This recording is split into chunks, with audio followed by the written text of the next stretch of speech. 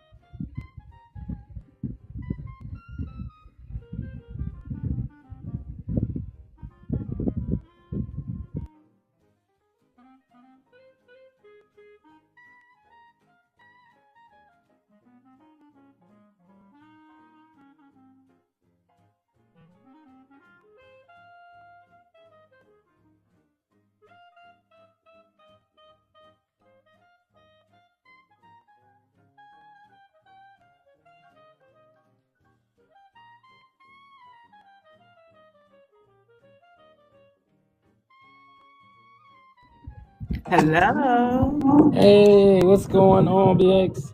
Hey, thank you for joining. Absolutely, no problem at all. And is that the name you like to go by?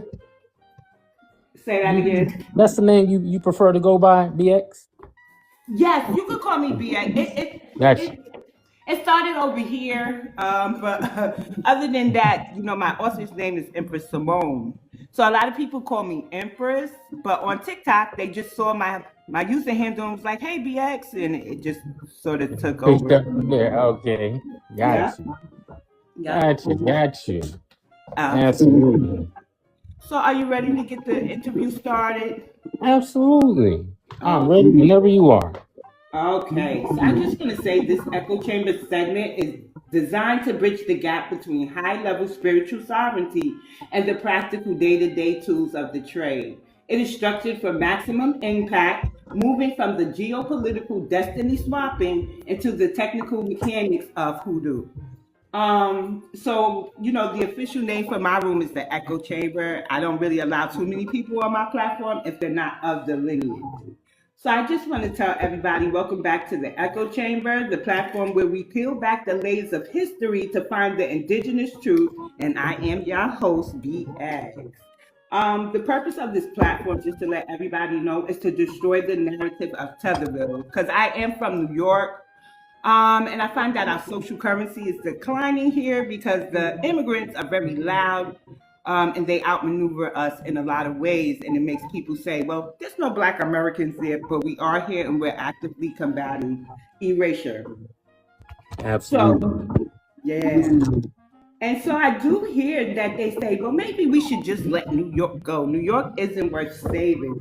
And to that, I want to tell everybody our ancestors' bodies were the first commodities traded on Wall Street, right? We are now at the center of our ancestors being messed with again because Ghana wants to come here and lay a wreath on their massive grave site that was found in 1991. So we have a painful but beautiful history here in New York. It's like sometimes it's hidden in plain sight. But what I didn't expect when I was doing my research was to find that hoodoo could be found here in New York too. So one thing I want to ask you too, Kaylin, is if you think there are regional hoodoo, like I mean hoodoo that is regional. Oh, absolutely. It's very regional. I think it gets a little confusing because of the time period of, well, when did it start, and then from that start period, when did it become regional? That's where if there's any argument about regional, that's the only real argument at this point about it. Like most people do agree that it's regional, it's widespread. There's 7 particular regions that's spoken about. I would say like from the families that are really, really steeped in the lore, like the Mojo Hen and concepts like that. A lot of people who agree on the fact that the Mojo Hen is like a spiritual ideology. It's not just a tool that a lot of people speak of in pop culture, hoodoo. And in that culture that speaks of it as a spiritual tool, like as a spiritual cosmology, you'll hear about the 7 regions of hoodoo. It also goes with the idea. I don't know if you ever heard of this concept known as the 7 sisters. Have you ever heard of anything like that before? Not until I met you. Got you. And see, so that and that 7 sisters idea kind of it like many things in the culture, it's like a fractal concept. So it fits in many areas. It's not just there were 7 women. It's talking about the 7 regions, the 7 waters, the 7 dirts, the 7 sisters calendar, which is talking about a specific calendar. It's even found in arcane versions of hoodoo. And once you start speaking about areas like New York, Maryland, like the further north you go, what was going on is that you had a form of hoodoo known as Tidewater or Chesapeake hoodoo. And then I guess what I should explain is that the idea, like in New York, Maryland, Maine, Jersey, Delaware, all these areas where you would have found Black people for hundreds and hundreds of years, especially like the Negro in particular, as far as like the actual chattel descendants of chattel slavery, they already had things like juju. They had concepts like nkc. They had concepts like wanga. These are all separate practices, spiritual practices in themselves. They had indigenous cosmologies, and with many different names behind those indigenous cosmologies, because about when it comes to the tribes, the different indigenous tribes, every last one of them had their own spiritual context and spiritual system, and it would have fit in the category. Like when you think juju, it kind of would appear like that. It would have been their form of juju, just more of an indigenous ideology of juju, not something from Africa itself. So that's the one thing that most people are looking at, is that there was already spirituality up here before 1870, if that's when hoodoo started. So what's going on with that? And that's the thing, is that everyone already had spirituality way before 1870. 1870 is around, when the Jim Crow era is kind of starting. We're getting out of chattel slavery at this point. And that's the reason why certain individuals got together and wanted to put hoodoo together. Because the way we would say it back then is that everyone's got juju. Even though most of us, when we hear juju, we think Africa. But that's really not what juju is. It doesn't really imply indigenous Africa or indigenous motherland or none of that, because juju is a French term. So that right there alone should tell people that's a pretty recent term. Like nothing, it's probably, 600, 700, maybe 1,000 years old at the oldest, but more than likely even younger than that. And it was a term that ended up over here because there was a slave trade. To what extent that slave trade really took place, we don't really know if it was as extensive as they say it is. But you see these practices from over there did end up in this landmass. And so the idea of juju kind of became like a fixed term, like a catch term from everything. If you was practicing any kind of magic, you was practicing some form of juju, and it didn't matter. So that was the thing back then. And what was happening is that people started noticing, no matter what community you were talking about, these practices of juju seemed to be very individualistic. And, in some instances, in many cases, it was detrimental. There was a lot of people who were developing spiritual psychosis, mental psychosis. And what these early Creole practitioners out of Louisiana wanted to do is they wanted to take their form of juju that they had and mix it with other forms. But more importantly, they wanted to combine it with something known as root work which came out of the Geechee community in particular.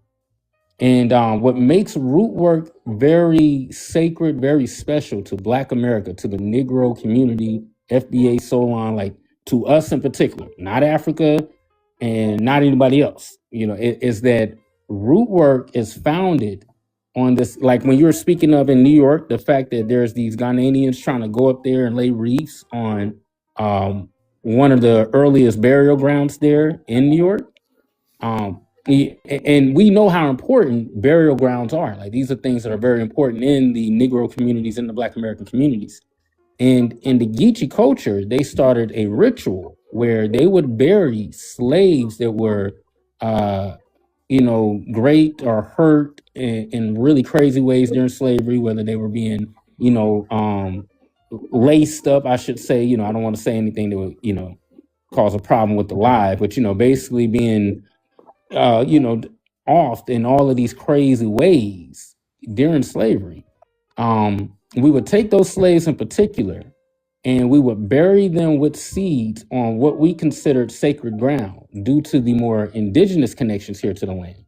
So these Negroes, these intermixed people mixed with all kinds of different versions of Black, were basically seeing that this was an opportunity to take these people, put them on sacred grounds, more so along the Appalachia, somewhat in the low country that you find in South Carolina, Georgia, Florida, but more so the Appalachian Mountains, which does go all the way up there towards New York as well. Appalachia goes all the way into Maine. So you guys are right there by, parts of the Appalachian Mountains. And we were burying these particular slaves along that mountain range, which is a 2,000-mile mountain range. It's like a spinal cord if you look at it, going all the way from Maine all the way down into Georgia and Mississippi and Alabama. Like it's all the way down here. And along that entire mountain range, we were burying these particular individuals, depending on where we were finding the individuals, and burying them with seeds to turn them into trees.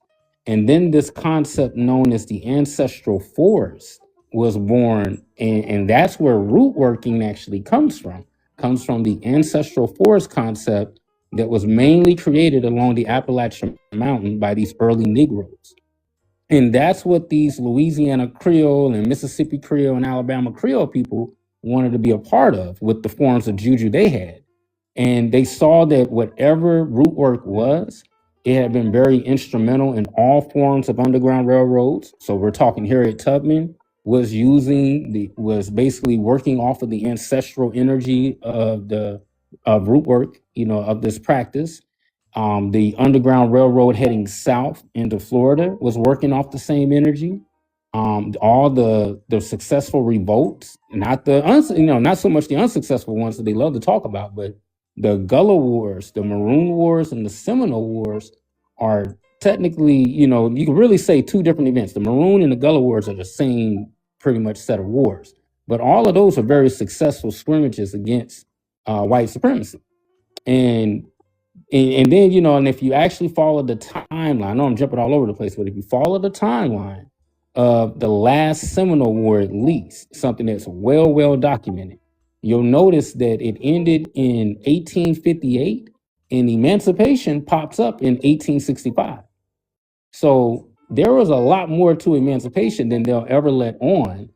They do want us to think that, it was because they just decided slavery wasn't an adequate, practice anymore. But there was a lot more behind it. Like if you look at the fact that they can't say the Seminole Wars was lost or won because it's clear that it wasn't lost, well, they just won't admit that it was won. And it was kind of like how the whole Haitian revolt happened. Like when the Haitian revolt was over and successful, they ended the slave trade going towards West Africa. Now they had to trade slaves in-house. They had to be slaves from the Americas. It couldn't be slaves from across seas because of the success of the Haitian revolt. But Emancipation Proclamation popped up after the success of these Negro Wars, these Black American revolts that falls into the Seminole Wars. So, that's the reason why certain Negro communities are like, look, we need to link up with these people and create something with this, because they found a way to use spiritual warfare and it's not backfiring on them. See, a lot of people were using juju, and then it was backfiring on them and their bloodlines and their family. Like people were getting cursed after tapping into those types of different forms of spiritual, magic practices. We were not having that problem with root work because it's based completely in this really tranquil energy of ancestral force. So it's like the energy of our ancestors and the nature of things is trying to help us in this evil practice of slavery and white supremacy altogether. So, that's where really hoodoo comes out of. And when these Creole people out of Mississippi, Alabama, and Louisiana got together, they started traveling towards the low country. And then they started traveling into the Appalachian Mountains as well. And they kept asking the question, hoodoo root work, trying to find these root workers. And that's where the name hoodoo actually comes from. It's not really a name, it's our word, it's really a question. It's just that because of how we are with our vernacular and how we do things in Black America, they flipped it to the look a certain way. So they say hoodoo, but it's really a question, hoodoo. And that's where that question really originated from, was when they started searching for the root workers. So that's the origins of it. And that's why I like to tell people, like, yeah, hoodoo is more recent because it technically started in 1870, but root work was with us way before that. And it's the backbone of what we call hoodoo today. Like that's the backbone of this practice is root work. Thank you for that. So I'm glad you brought up Ghana. So that's like the geopolitical aspect of it. So a little background on the burial ground that they labeled African burial ground, right? Yes. That burial ground was a massive site of 15,000 ancestors, but they were only able to take and examine 400, right? Yes. When it was founded in 1991, even the old maps from the 1700s, and the name of the burial ground was the Negro burial ground. There was no African attached to it. And somehow Ghana sent over, listen to this now, 400 mahogany coffins to have the ancestors reinterred. Now, out of all the things that they could have done for us, they want to, and in Ghana, if not mistaken, that's where the forgetful tree is. And they wanted the ancestors that they walked around that tree to forget that life and the next life. So they were very harmful. Right. Yes. So now what it is there are a couple of Pan-African organizations, there are some Caribbean organizations, and then there's the AU. And they are pushing for a global framework for reparations. And so Ghana has been in New York since February, like the president, and he's in talks with the Chinese, they said, some Pan-African and the Caribbean, okay? And the Caribbean, I keep my foot on their necks because out of everybody, they should know. They were sold too and should align with us, but they chose their side. That's what I would say.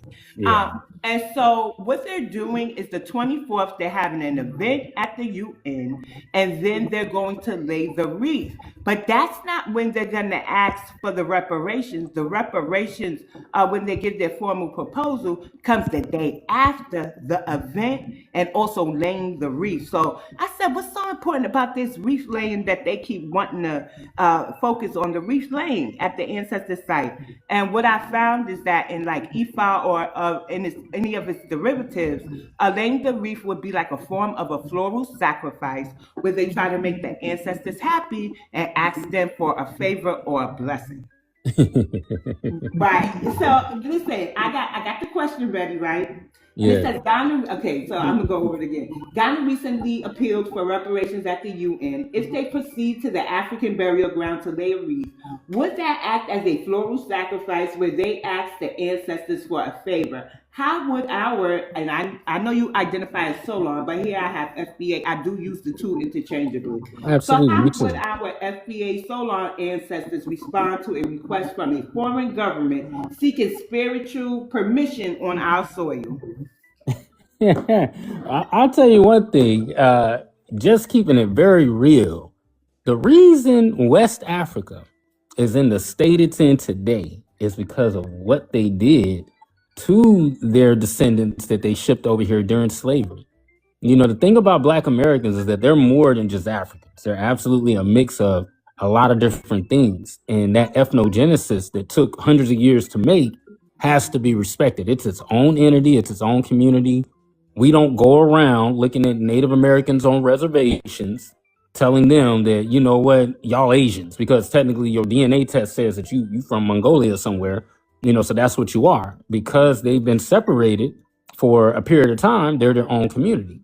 Now the only question is like, how long does it take? You know, it's been hundreds and hundreds of years, and we're a whole different group. We're not genetically the same as any West African, because West Africans don't have that European admixture or this admixture or that admixture. So you can't come over to a place that's actually been throwing shots at you. Like, the problem with they don't understand about our Black American ancestry is that we've been hitting them for over 100 years at this point, over 100 years.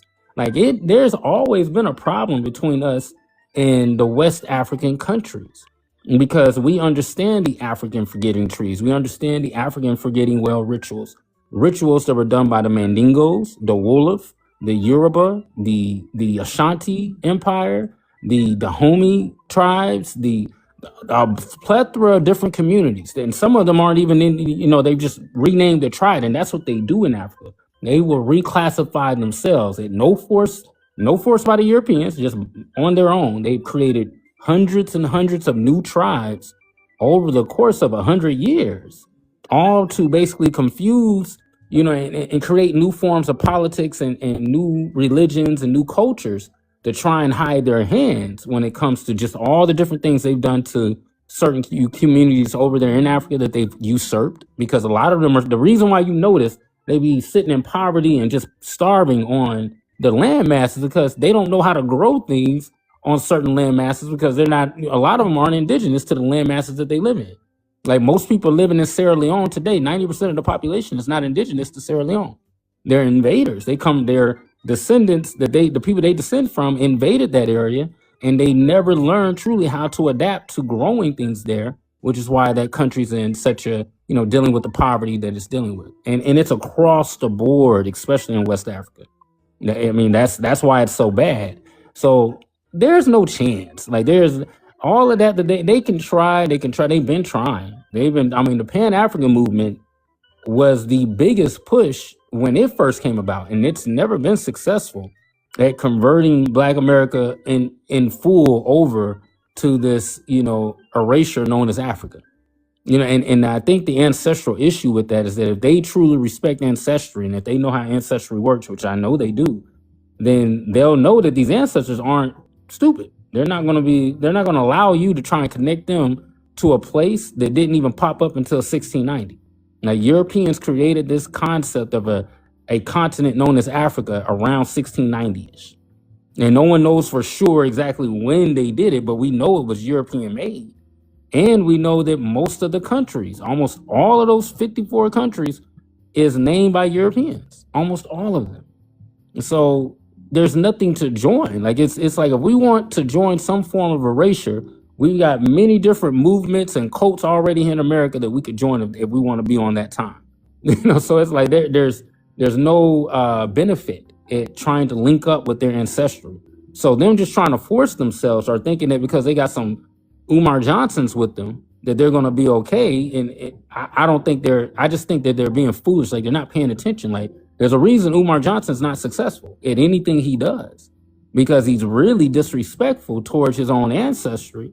And, you know, his ignorance gives him grace, because I think the ancestors realize he doesn't understand why, you know, like, he's being ignorant with the Pan-African stuff. And then a part of him, I think they said he's like Cuban or something too. He's not even all the way full Black American. So that's a problem too. You know, but that's the issue, is that there is no way for Ghana to do anything over here. The Nigerians have been trying, and it hasn't worked for them. So I'm not sure what they think they're going to do with their much smaller numbers. Like, there's more Nigerians from an immigrant standpoint in America than any other immigrant group. So if they haven't been successful at usurping Black America and getting us to convert over to their ideologies in mass, then of course the Ghanaians that's not going to work. It's not going to work. I just want to say hey to the family entering the room. This is Kalen of EmergeandSeeOil. He is a hoodoo practitioner. It's in his blood. It's in him. Okay. And so what we're getting down to is the geopolitical aspects of the appropriation, the trying to erase and trying to vulture on to hoodoo and appropriate and giving it to West Africa. It's not a West African a spirituality system. And when I started realizing they were doing that, I was like, wait. Now, me and the American Indians, I got to tell you, Kalen, will tussle because a lot of them be like, don't call yourself black. But I don't believe they're our Yeah, lineage. I believe a lot of them are cosplayers, Caribbeans, they who are. are They right. absolutely. And I'm And Geechee though, and then yeah, as I can tell you, most of them is faking the funk BX. Like and here's the issue. This is the beautiful thing about FBA and Solon, specifically FBA, because FBA from a political standpoint is really doing its thing. I truly feel like when it comes to delineation, FBA has been the strongest. It's the same thing. Solon and FBA is the same, but I think FBA is the mature community, like the baby boomers, the Gen X, the millennials, the elders in the community speak more using that context of foundational Black American. And the issue with the pretendians, when it comes down to it, and the $5 Indians, because they part of that community, and then the $5 Africans. The problem with both of these sides is that they're both trying to go tribal, and they're not paying attention to the reality of tribal ideology. It's like FBA is a lineage based concept. We're talking about a bloodline. Solon is lineage based. You're talking about a bloodline. You are not talking about anybody with a leader, any particular community or subgroup in the Black American community. It's literally talking about bloodlines only. But when it comes to the tribes, what a lot of these Black people aren't realizing is that indigenous Black people is a very real thing. There absolutely was indigenous Black people, but they were tribal. They literally lost because they were fighting one another. And then sometimes getting in cahoots with this Asiatic Native American tribe that didn't like them, but they had a similar enemy with this particular tribe that happens to be Black indigenous, so they all attack that. Or they'll link up with the Europeans, get some guns, and so there was slavery being practiced even in some of these indigenous communities on both sides, whether you're talking to Asiatic Native American or you're talking to Black indigenous Native. And that's the problem, is that you can go back to Choctaw and Creek and Blackfoot with the Geechee. We call us if we were to go back to our original terminology, we call ourselves Gula. We can go all back to that tribalism if we want to, but we lost because we were so tribal. So it's like, what's the point of going back and playing the games of the Bloods and the Crips today? Because that's all you're doing is, you might as well just be in the game, because that's what they would be. And that's why they, what's his name? Dan Calloway, or all of these different movements out here. They're making noise. They are dropping a lot of facts too. They're showing a lot of evidence, and sometimes it's of course conflated or inflated with some pseudo this and that. But the issue is that you're trying to what you're telling these people to do is go find their tribe and then separate.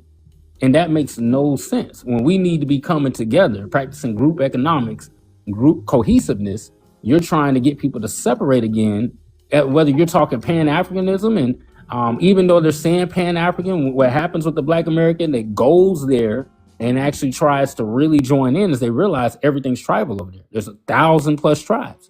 So you got to be with one of those tribes, or you're not with anybody over there. Like, there is no Black American Pan-African community in Africa. It's, you better join a tribe or get on up out of there, because you're not going to be, they're going to come for you. You're not going to be able to start businesses. You're not going to be able to start your own community. You're not going to be able to build anything. They will shut everything down because they do it to each other, all because they speak a different language. They'll be in a 10-mile radius of each other, and there'll be 10 different languages in that 10-mile radius, and they're all fighting, all because they got a different language and a couple of different cultural things different.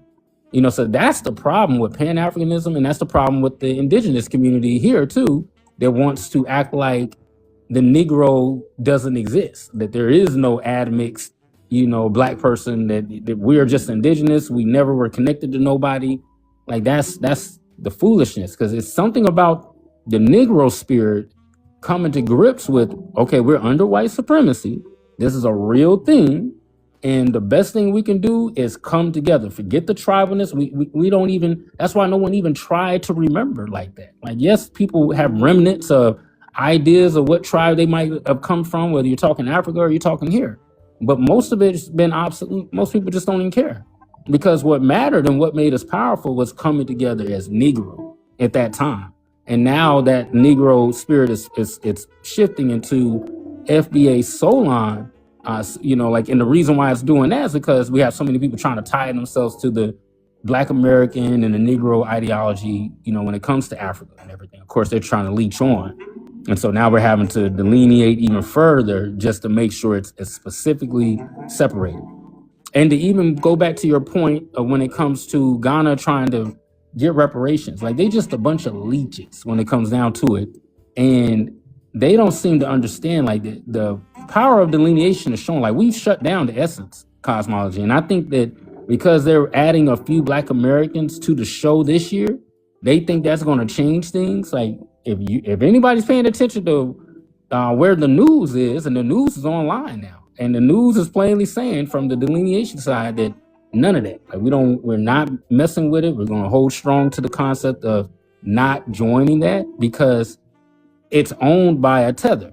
And that makes no sense for us to be trying to support someone that literally not only destroyed his country over there in Liberia and Africa, he's trying to destroy what it is to be us as well. And that's just what they do, so it's like none of that stuff's going to work.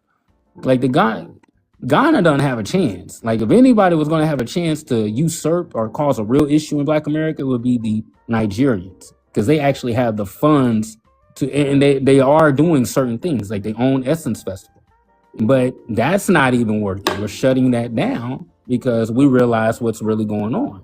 So it's really sad that they think they could come over here and get reparations when you put these people over here. Like, the Ghanaians are literally connected to the Ashanti Empire. That was the Gold Coast. The Ashanti Empire was one of the largest participants in the slave trade outside of the Dahomey Kingdom. Like, Yoruba, Mandingos, and them, they can't even touch those guys. Like, what the Dahomey and the Ashanti did trumps everybody. So I don't even know why they're even trying. And I blame that on... One minute, Kalen. I'm sorry. I just wanted to tell, because I see Mama Ani requested up, and I think somebody else. What's primary here is that I interview Kalen, and then at the end of the segment, we'll take audience questions, and I may read some of the comments, but I just want to focus the one-on-one so I can get my questions out, because I got a lot of questions. Go ahead, Kalen. Absolutely. But if you and I can read it, Mama Ani. Go ahead, Kalen.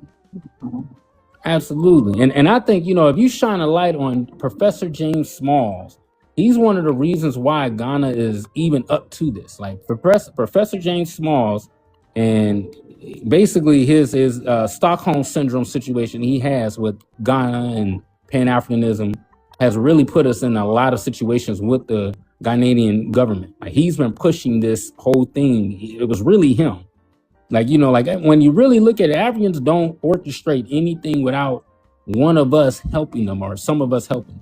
Like, we have to participate in order for them to get those, cojones, big enough to even try. Because they know what they've done. They know they shouldn't be, playing with us. But, you got someone like James Smalls behind you, and he's been pushing that agenda of we are, connected to this, like, well, how we're connected and all this stuff. And then he's a Gullah man, he's a Geechee man. And so he uses that ideology to say, well, Gullah Geechee has a lot of indigenous parts, but we know we're African and this and this and this. And it's like, see, it's him, really. He's one of the biggest thorns in the community side when it comes to this whole Pan-African thing.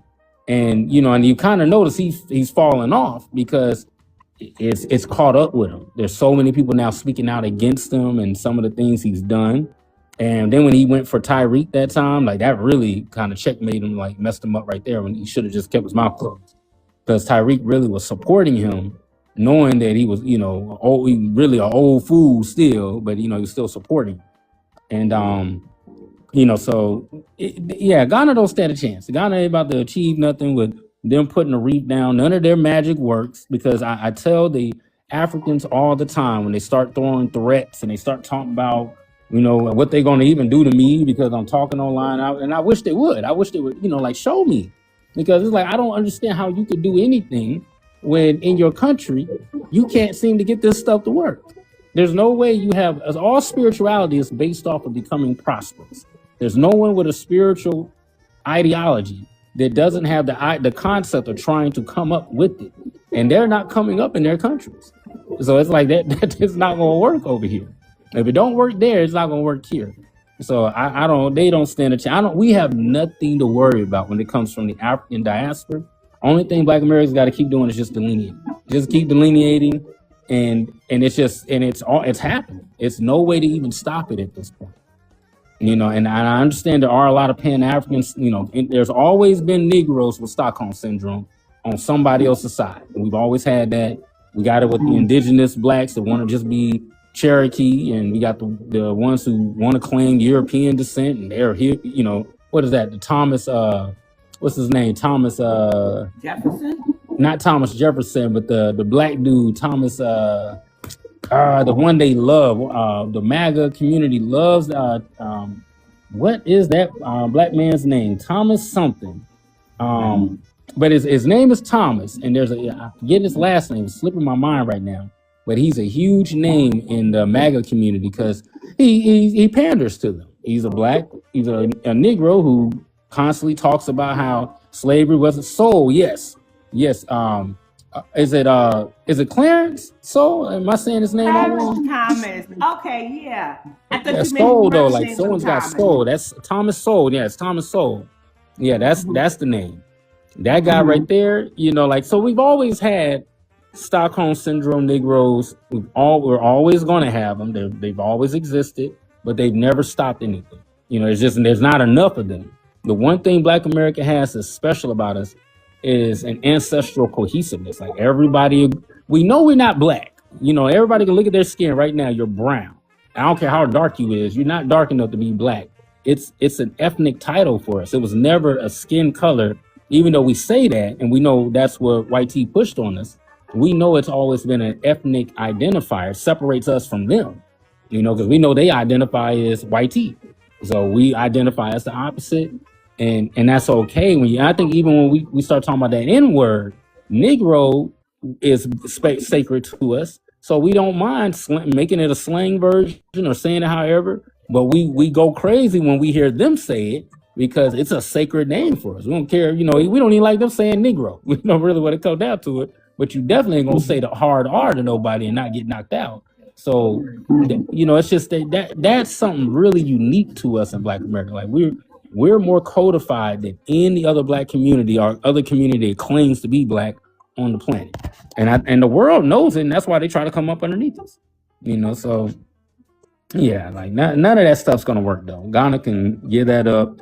It's almost funny to me that they're even trying that. It's like, and I think that's why most people don't even know about it because it's so irrelevant. They could put a read down all day, like that stuff. They like I said, they can't even get their magic to work over there. I definitely ain't working over here. Thank you for that. So I do have three more, I guess, geopolitical questions. I'm going to run them back to back, and you could just rapid fire your answers or make them as detailed as you would like. So I'm going to go to the coffins. When the 400 coffins were sent by Ghana for the reburial of our ancestors in New York, even while FBA descendants cannot own land over there in Ghana, was that a ritual intended to gain a foothold in our territory?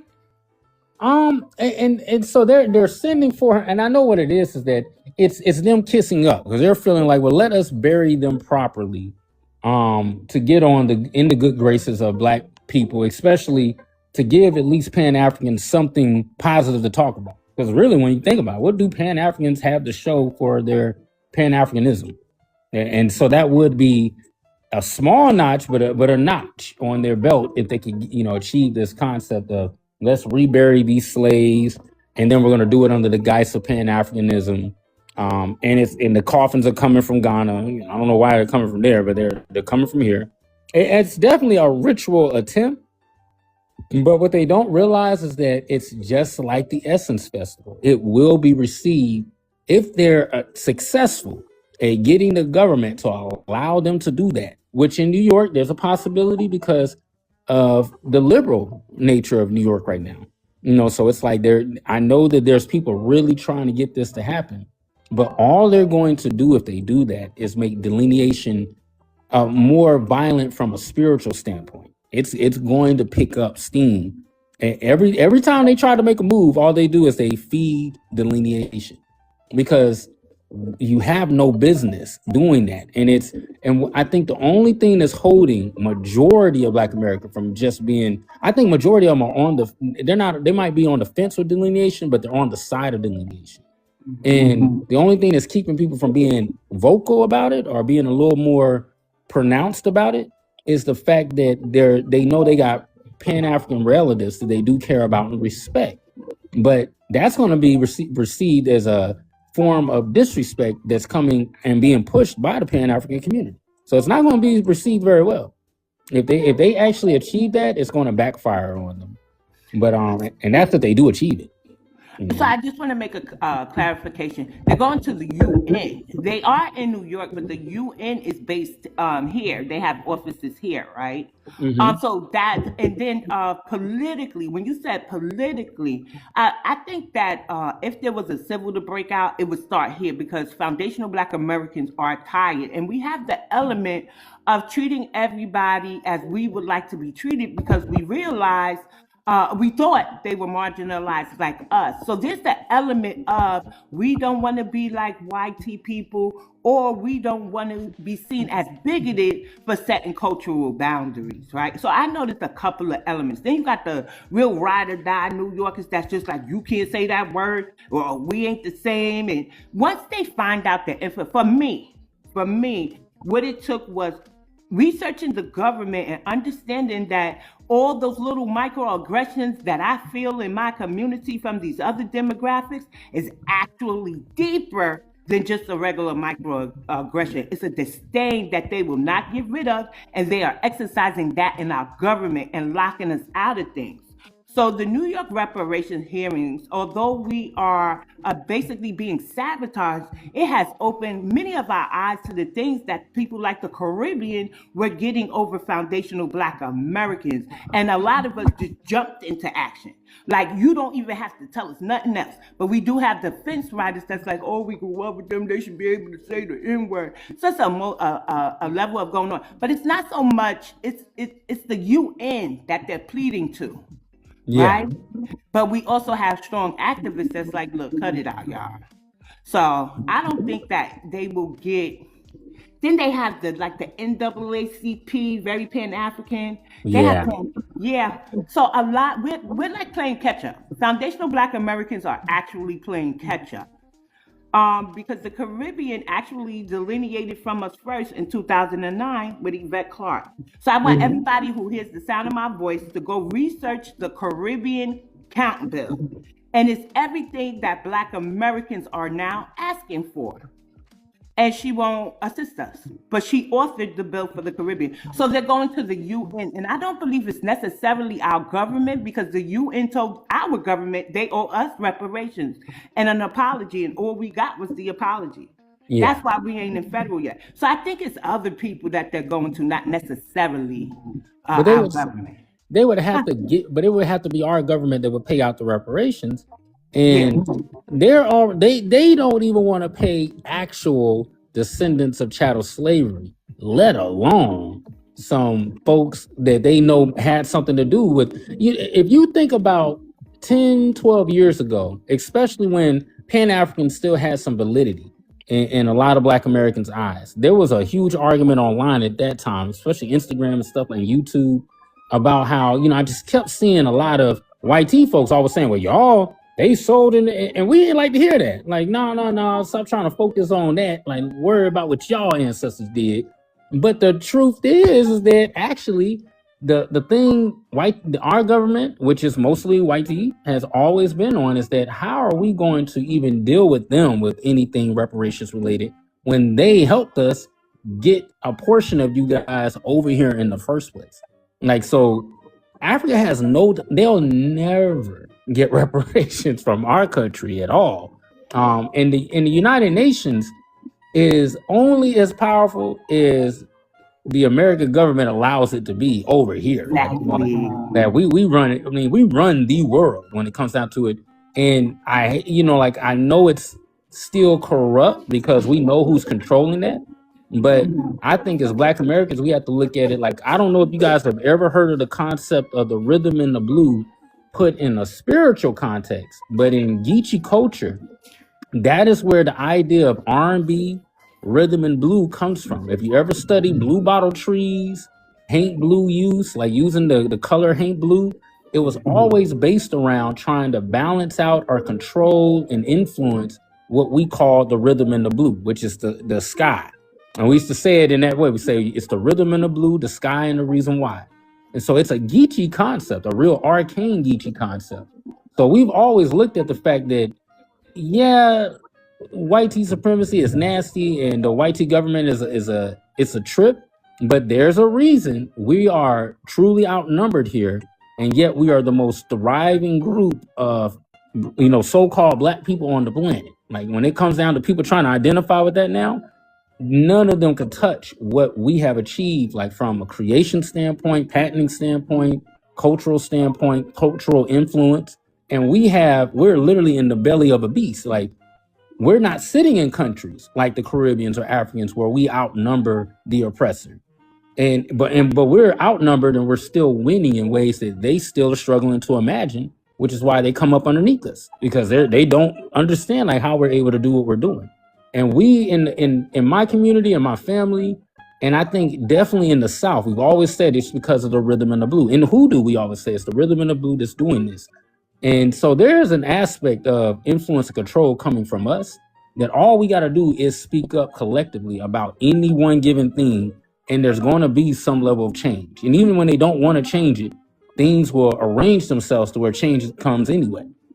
It's just like, even with Barack Obama being a tether and being really doing nothing for us, and us, at that time we weren't on this same tip, and we weren't as conscious about who is us and who is not us. But that man wouldn't have made it into office if not for Black Americans really wanting him in there. It didn't matter what White Tea said. It didn't matter what the immigrants or any other group said. It mattered what we wanted. So that's going to always be the case here. Like, we just have a power that it doesn't matter if we're a minority. Like, I don't know if you guys even look at it like Hispanics outnumber us, but we have still way more millionaires than them. Like, they're a larger community of people here. They have more. They're being funded more by the government to practice group economics, and they still can't get it together the way we can. And you rarely see a string of Black American stores on any one area, yet we still have more wealth and more power than any other minority group. The only one that's close to us is the Asians when it really comes down to it. And we know why that is. Like, they smart, man. They just a smart group. They really in our business and make sure that they are taking our resources as much as they can. So, but I hope that all makes sense. It's just, yeah, these folks they're not getting nowhere with the union unless we allow it. And Pan-Africans are not strong enough as a community to get anything done without the delineation community, the FBA. And so if we say no, it's a no. It's not going to happen. Only found, after Afro Leaks Live the other day, I'm going to say 4 Pan-Africans. This is my issue.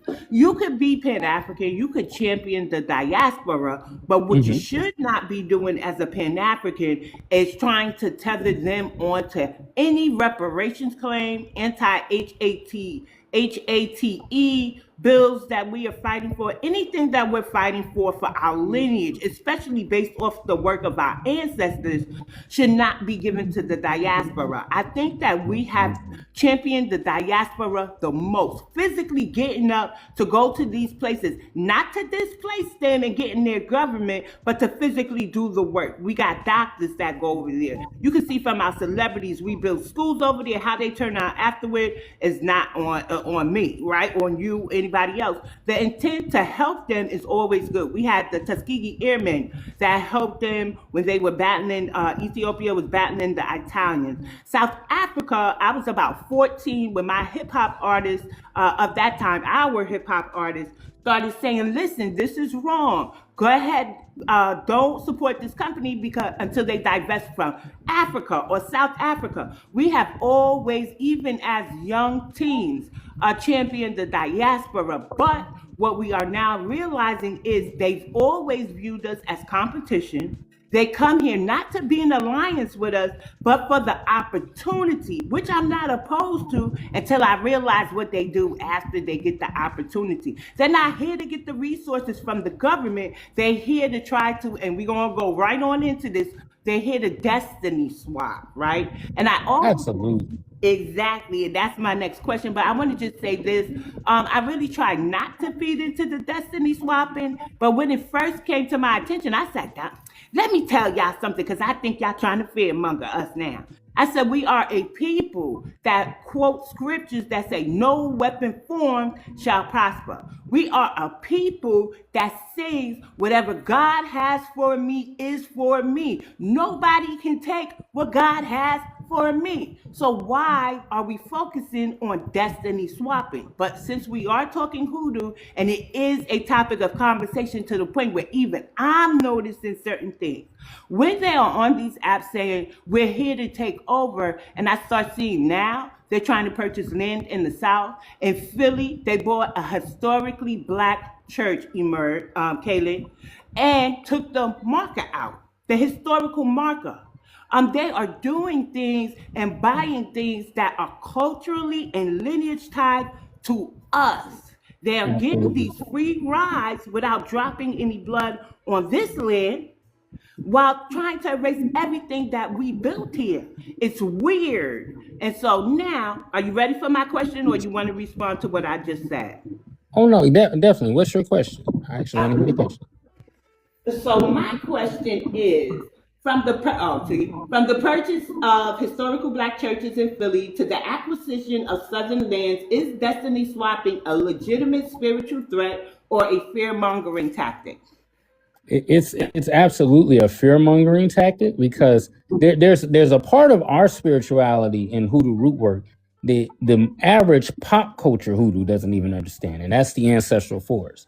And that's the part where there's that element that, I mean, because when you look at the South, I'm very familiar with the demographics here, even with the company that I work with. Like, we're very aware of, how many Latinos we have here. We know that in Georgia, for instance, it's 32% Black American.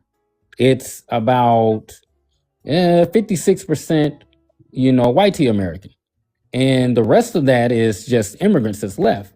A very small percentage of that is African immigrants and Caribbean immigrants.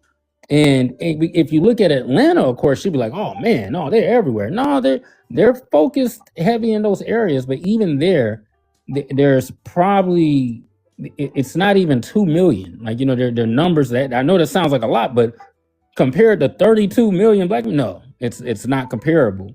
And yes, they can buy land, they can do things, but I think what they've been seeing, even with the Essence Festival guys saw, is that the moment he went after Madam C.J. Walker's estate, he bought Madam C.J. Walker's estate. This man has been doing corrupt things in his own homeland for a very long time. And it's only coming to light now that he really started overstepping his boundaries. And we've always had this ancestral force here that's a very dangerous weapon. And from a very spiritual standpoint, it's a very dangerous weapon against anything that comes up against the Negro. And it's proven itself over and over again, against, even when it comes to the government. Now, I do feel like the force is limited, because when we give in to certain things as a community, it's not going to go against us, like those in the bloodline. So it's not going to go against Black Americans who want to be Pan-African. If that's what they want to do, it's going to allow them to do it. But it's not going to allow somebody that doesn't share Negro blood. Just because you African, you don't have chattel slavery blood. You don't have blood of the chattel slaves. So when you come over here and you start, in your mind and your subconscious self and your spiritual self, you are trying to undermine us, it always backfires on them. Like, a lot of us are not looking at the fact that over 500,000 Caribbeans, Africans combined have been deported in the last 2 years alone. 500,000 of them, and no one's making noise about it because it kind of goes against the liberal ideology and stuff. I mean, they're speaking about it, but they won't talk about the numbers. It's been a massive amount. The only group that's comparable is the Hispanic community. But the next in line has been African and Caribbean immigrants. And the reason for that is because they're the ones who are trying to undermine us the most. And it's not that they're trying to undermine us the most. It's just that they're close proximity to us. The fact that they can destiny swap and pretend to be us is a problem with that ancestral force element. It doesn't like, this is and I truly feel like this is an element. It doesn't care about the Pan-Africanism. It doesn't care about that because it doesn't have anything to do with that. It comes out of the Negro cosmology. It will allow its own descendants to do whatever they want. You want to be a Hebrew, you want to be this, you want to be that, it's fine. It doesn't discriminate against any of those things because it's like you discriminating against your child. But when people from the outside think they're going to come in with the same rhetoric as someone who is of Negro lineage and try to, step in and have that bold ideology that they just going to do what they want, it never works out for them. Look at look at what's happening to Shabuzi. I mean, even when he was just on the Oscars, and it was funny. It's like we saw who got the crowd going, and I know his little part came in, and it was just so flat and so lifeless, and it really just gave a good picture of them cosplaying, trying to be us, and how you can't even stand on stage with this Black American kid who really got that, who brought that energy there. They really got that, the whole stadium going. And when he did his little part, it was just flat, and that's their energy. Everything they're doing right now is being destroyed. Like, the Essence Festival should have been a home run. There should be no reason that should be struggling right now. It was like it was handed to this man by Pan-Africans, and then but when the moment he took it and thought he was going to hand it over to YT, and out of just with the intent to disrespect us, with the intent to see what he could get away with, it backfired on him.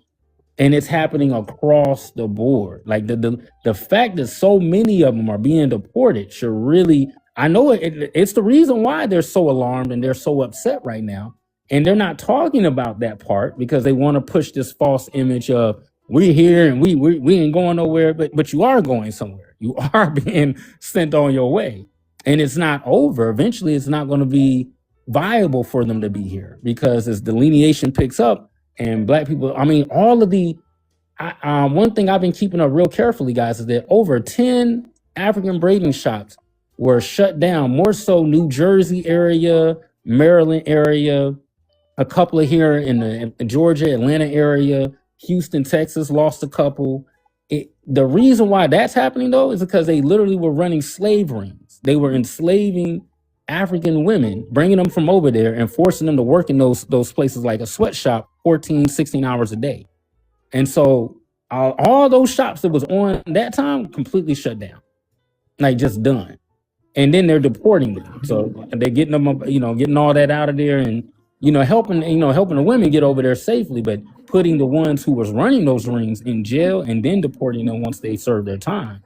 Like, there is so much more going on as far as a fighting back standpoint where we're clearly winning. Like, we're not losing this fight against them at all. Like, and they're not even big enough in numbers. They don't have the spiritual power, because if you got the spiritual power, your homeland would be thriving. And there's a whitey supremacy minority there, and they're beating your tail.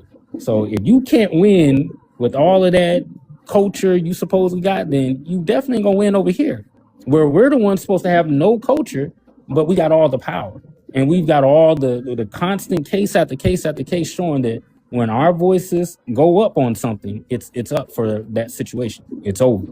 We'll shut down any politician, any group. The reason why Trump right now is comfortable is because he's the better option, unfortunately, out of the options that we have, because he will do our bidding when it comes down to it. He's doing the bidding that we kind of need right now. We need to get rid of a lot more people who are trying to be in close proximity, but are trying to undermine us. And we're not trying to get rid of all Caribbeans or all Africans, because some of them are good people. Some of them really just trying to, they looking for a better life. They trying to do their thing. They trying to stay out the way. Those folks are safe. But the ones that's been playing, like 500,000 over 2 years, and it wasn't nothing but maybe 50,000 over the course of 10 years done through just a regular system. And I know that that's a big Trump initiative, the whole deportation thing, but a lot of Black Americans didn't know this, that 500,000 of them have been shipped away over the last 2 years alone. And so it's happening, and it's going to easily. There's only a couple million of them here, so it's like there's going to be millions by the time all of this is said and done. And then what? Then it's going to be like all that chattering and all that puffing their chest out, and it's already changing. You see now it's more of a plea thing. Like, don't y'all see, you African too, and this and this and this and this, and it's not working though.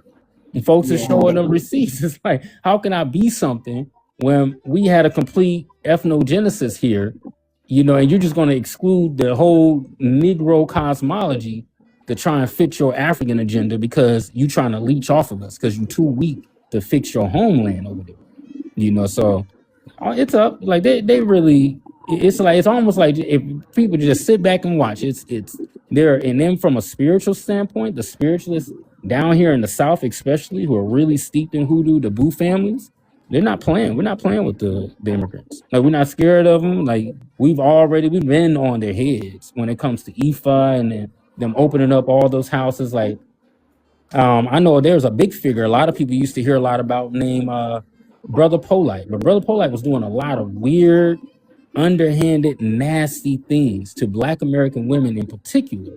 He was really targeting, not just the wife. He had all these wives on display. Most of them were, African Caribbean descendants. But the ones that he wasn't showing, the women he was really doing nasty and doing all these weird things to, that's why they put that boy in jail the way they did. And, and once he gets out, it's not going to be good for him. Like, he's got nasty spiritual energy from our community on him now. And we don't let up. Once we target someone knowing that they're undermining us and doing weird little stuff, it's over. Unfortunately, even Dr. Umar, even though Dr. Umar is Black American, he's half Cuban. And that part has been addressed. Like, because he's not a full-blooded, everything he does gets withered down because he would be a thorn in our side and he would undermine the whole Black American agenda for the sake of Pan-Africanism because of his mindset and where he is. So none of that stuff's going to win.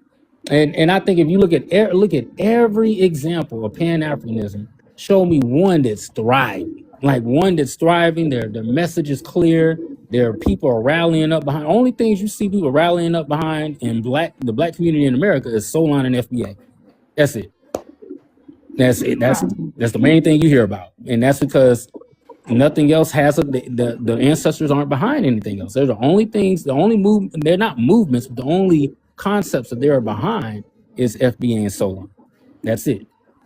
So I want to say this. I always make this declaration that the Pan-Africans today aren't the Pan-Africans of yesterday. Because people will come in, like when Asada Shakur transitioned, right? I had her profile, her picture as my profile. The immigrants would get so upset.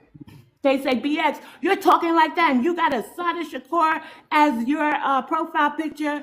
And I'm just like, yes, she was foundational Black American. She still is in spirit. And just because I'm no longer operating off of race, I can still admire her.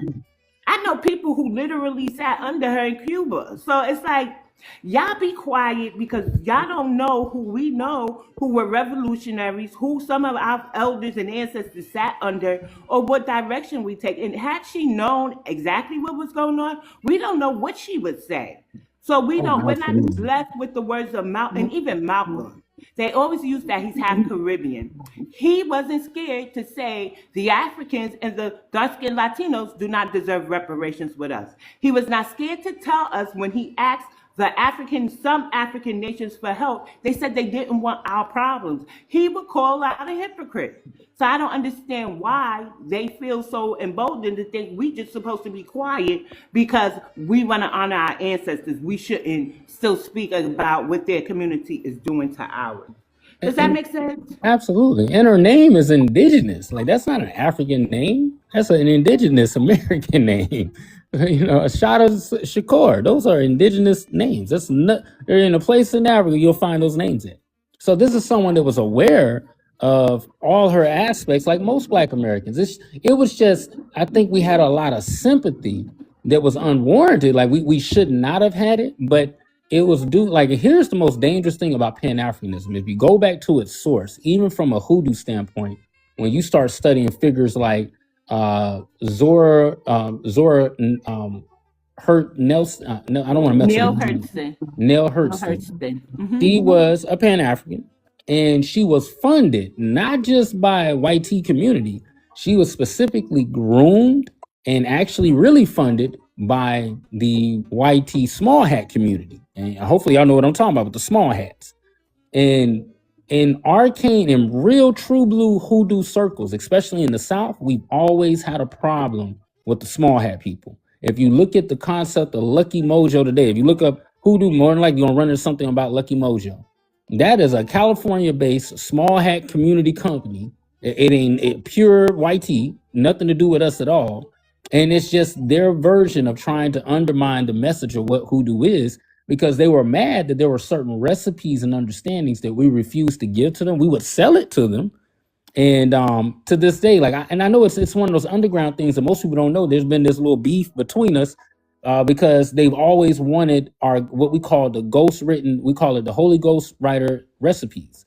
And there's certain recipes that we have that we give to people for anxiety and all kinds of regular everyday issues that the pharmaceutical industry is actually based around today. Like, that was one of their answers, because we know that small hat ran. The pharmaceutical industry is their industry. They created it, they funded it, and to this day they control it. That is a small hat controlled organization, the pharmaceutical industry. So when you're getting things for anxiety and pain and all of that, like, that's their organization. But that is them mimicking, because you'll realize they didn't have any of that up until early 1900s. These particular medications that address these problems, and they got the concept and idea from these early drugstores that were being basically shelved. Like, the products that were on the shelves were coming from these early hoodoo practitioners. And the recipes is what they wanted, because they were like, man, these things really work really well, and we wouldn't give it to them. So ever since then, there's been a little, war between us. And they used Zora and a few other people to make this make-believe concept of hoodoo being partially theirs. Like, they wanted to insert themselves. So she started claiming this concept that there's a Jewish aspect of hoodoo, there's this African aspect of hoodoo, there's this. And then they made it like it was something old. They was practicing hoodoo during slavery. And it confuses the real community, because hoodoo doesn't come up until 1870. They had root work then, they had juju, they had all these other practices. But hoodoo was specifically created for the Jim Crow era.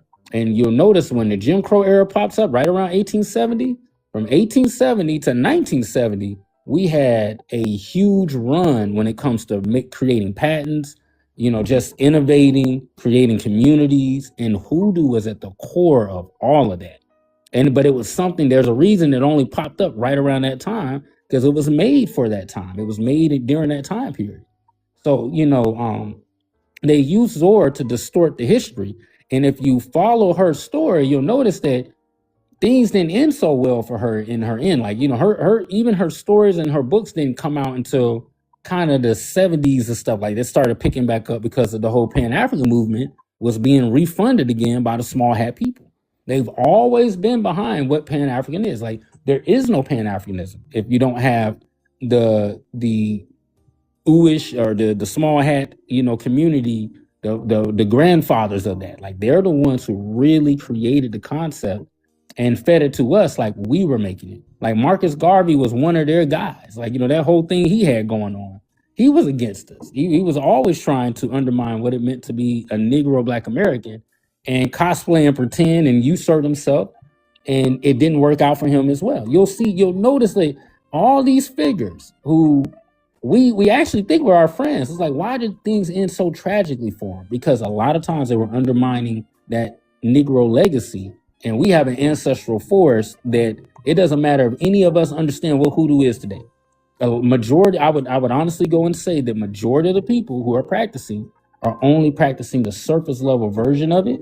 And that's okay, because there's literally a force that's keeping the actual energetics and the rhythm and the blue aspect of it going, whether we understand it or not anymore.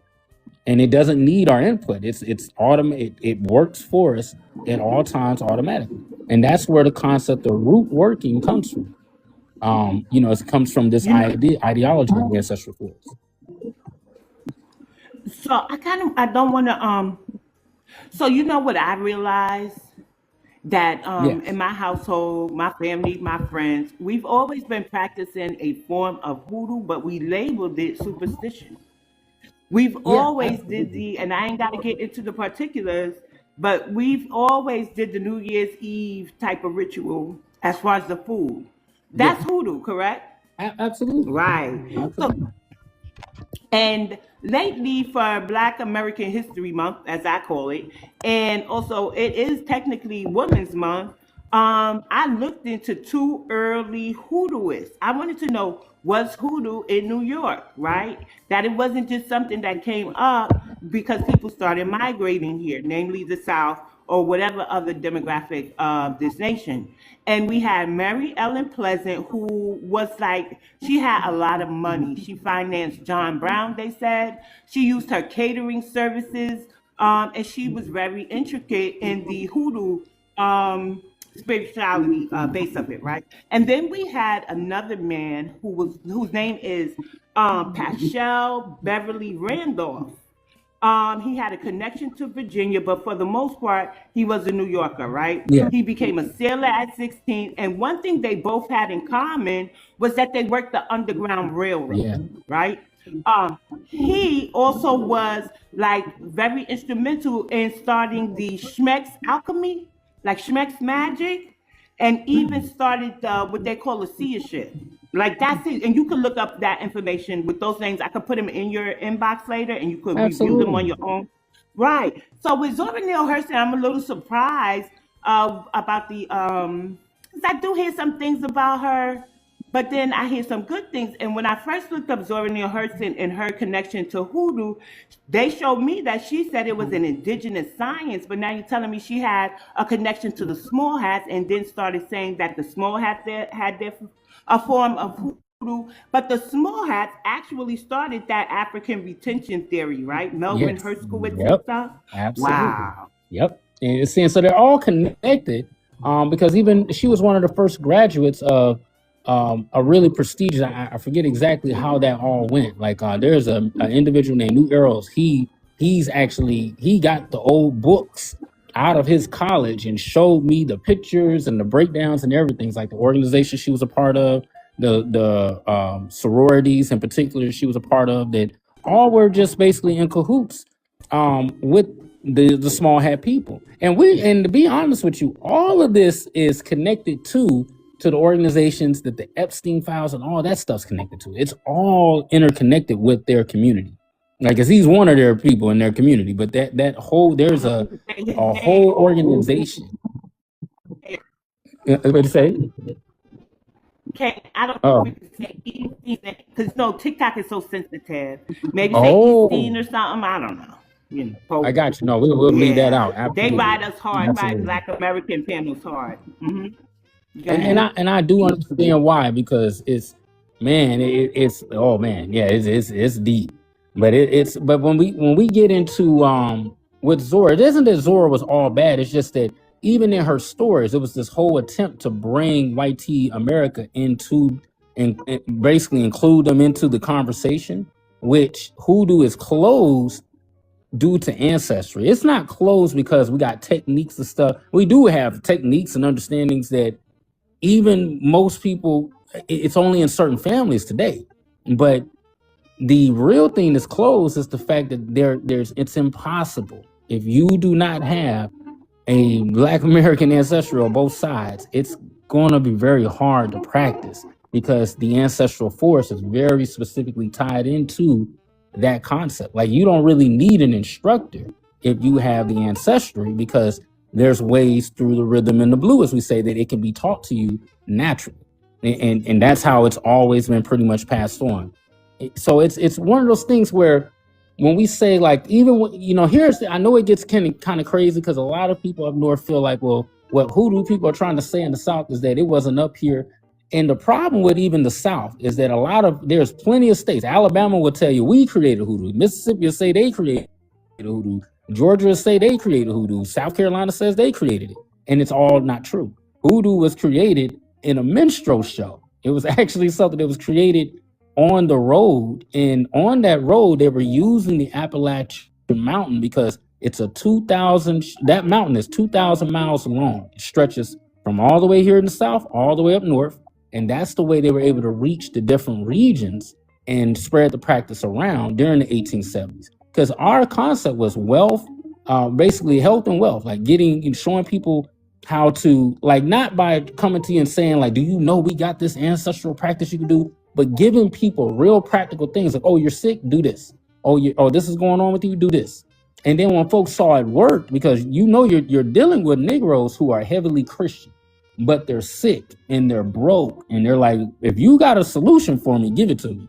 And if it ain't practical, if it isn't something that can work real time and quickly, you're gonna lose me. So that's where hoodoo came in. It was a system made to really get the meats and potatoes of what people could do without having to go through years and years of training. And it's like, listen, just try this, do this, do this, do this, and this is going to work. So if you're going to school, use this oil, say this prayer, do it at this time, and watch being it's hard to go through school during Jim Crow. It's hard to get through the classes. It's hard to get into these communities. It was hard to get an education.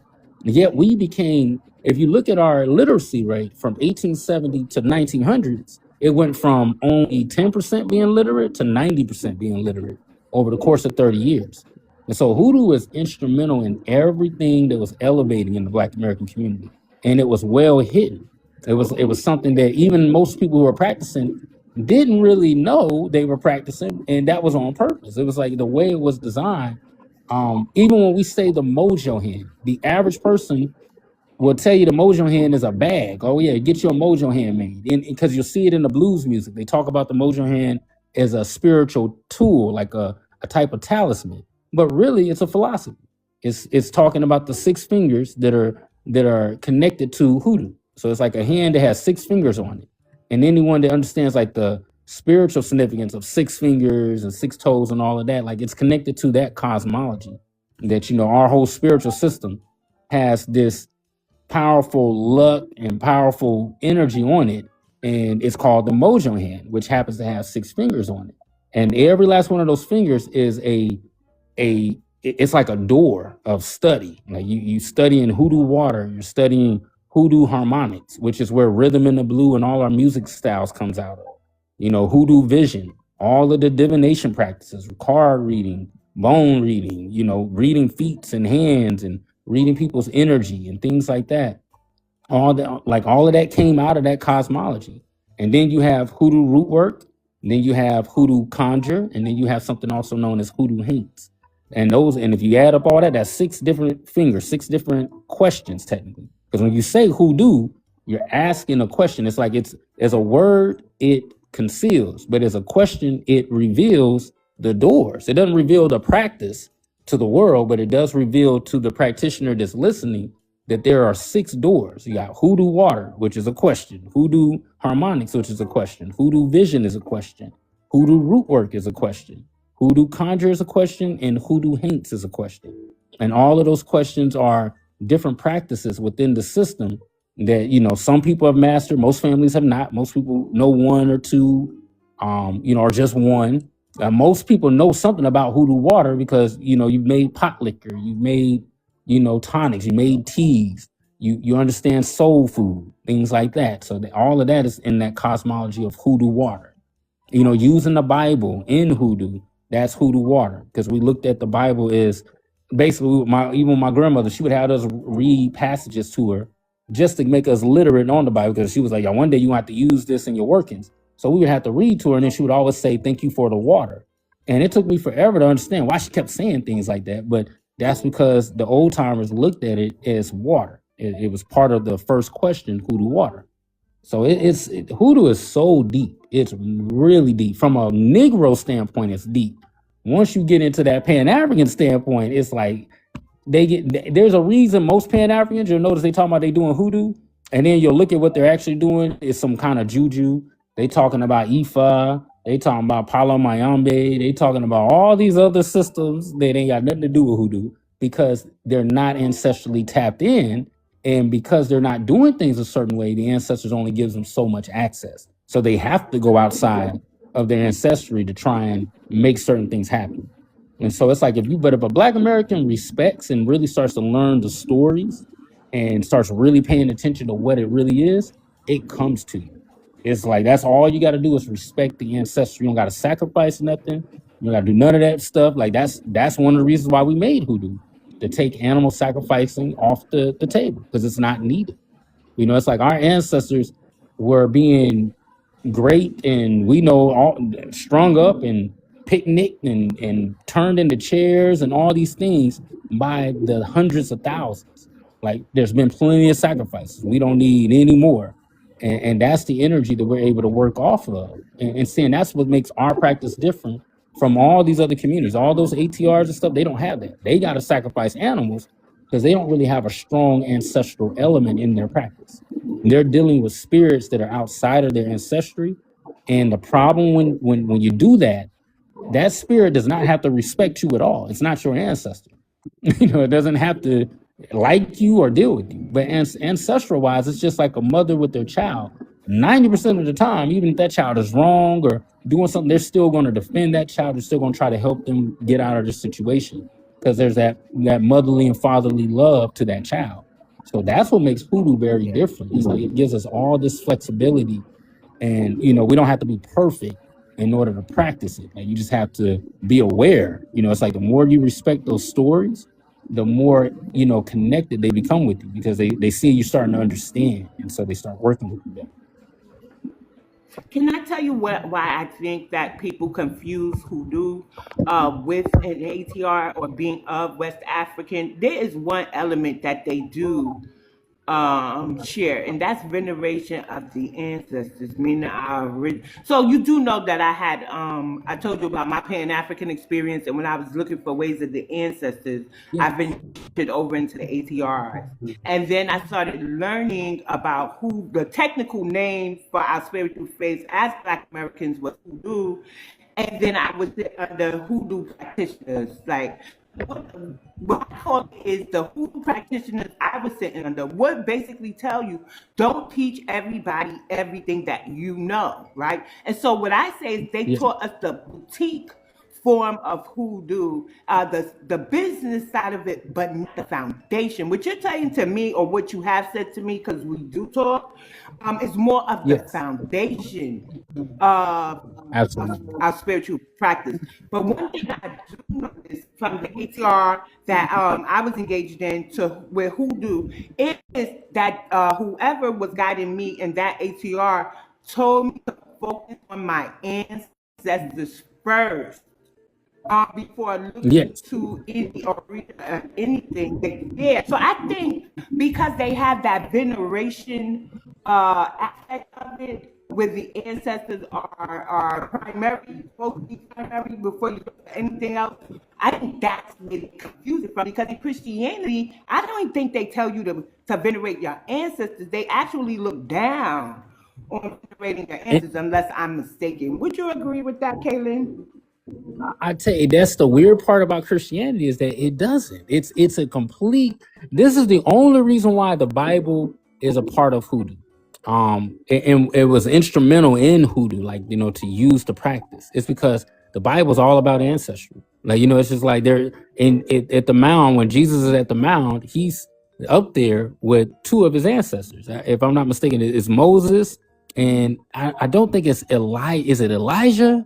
I think it was Elijah when he was on the mound. Jesus on the mound. He's basically sitting up there with two of his ancestors in particular. The whole book is about ancestry of these Hebrews, and them following in the footsteps are looking at their ancestors for what they did wrong or what they did right, and trying to move a certain way based off of their ancestry. And there's a reason they're the only group in the Bible that doesn't idolize have a physicality to their worship. Everything is energetic. Like there's no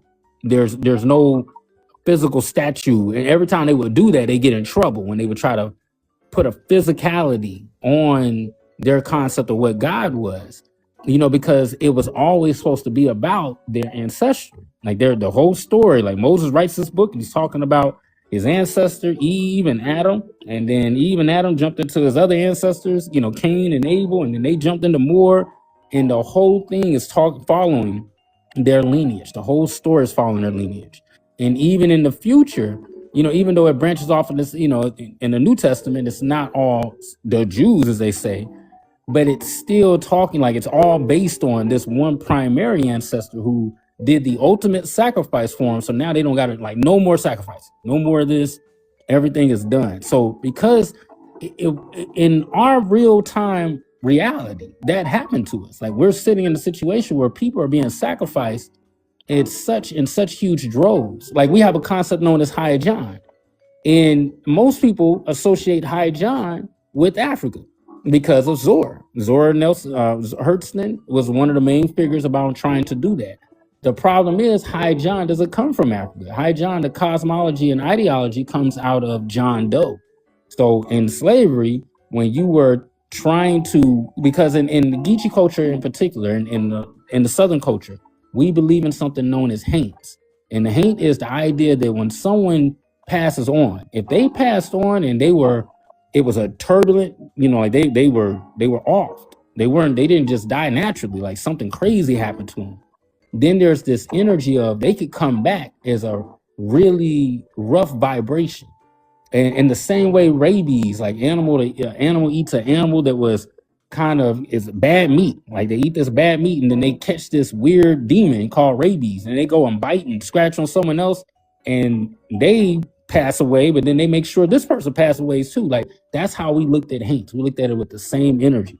So we went out of our way to try and bury people who we saw were John Doe. Basically, you're unidentified, you don't have a name connected to you. They didn't throw you in the ground with a gravesite or nothing. They made sure they're disgracing you. So we would take those remains, put them in sacred ground. Like, that's where that whole ancestral forest is, our concept comes from. And that is where the idea of High John comes from. It's like an avatar energy that comes out of all of these people who were buried as John Does. And then they converted, their spirit turned into the cosmology of High John. And that's why High John the Conqueror is the most prominent, like the most known and prominent figure in hoodoo. The only thing that matches High John is Big Mama. And the reason why is because it's supposed to be a yin-yang ideology. He's supposed to be Father Sky, Big Mama is Mother Earth. So it's Mother Earth, Father Sky, cosmology. And so, like, it's all, like, our practice is based on ancestry, and the Bible is based on ancestry, which is the only reason why, like, we're not supposed to go in the Bible and use figures, like, because and I know I'm jumping all over the place, but just to give it context, you're supposed to use the Bible for its scripture. So if you're trying to get a certain result, you can use any scripture you like, based on what you're trying to achieve.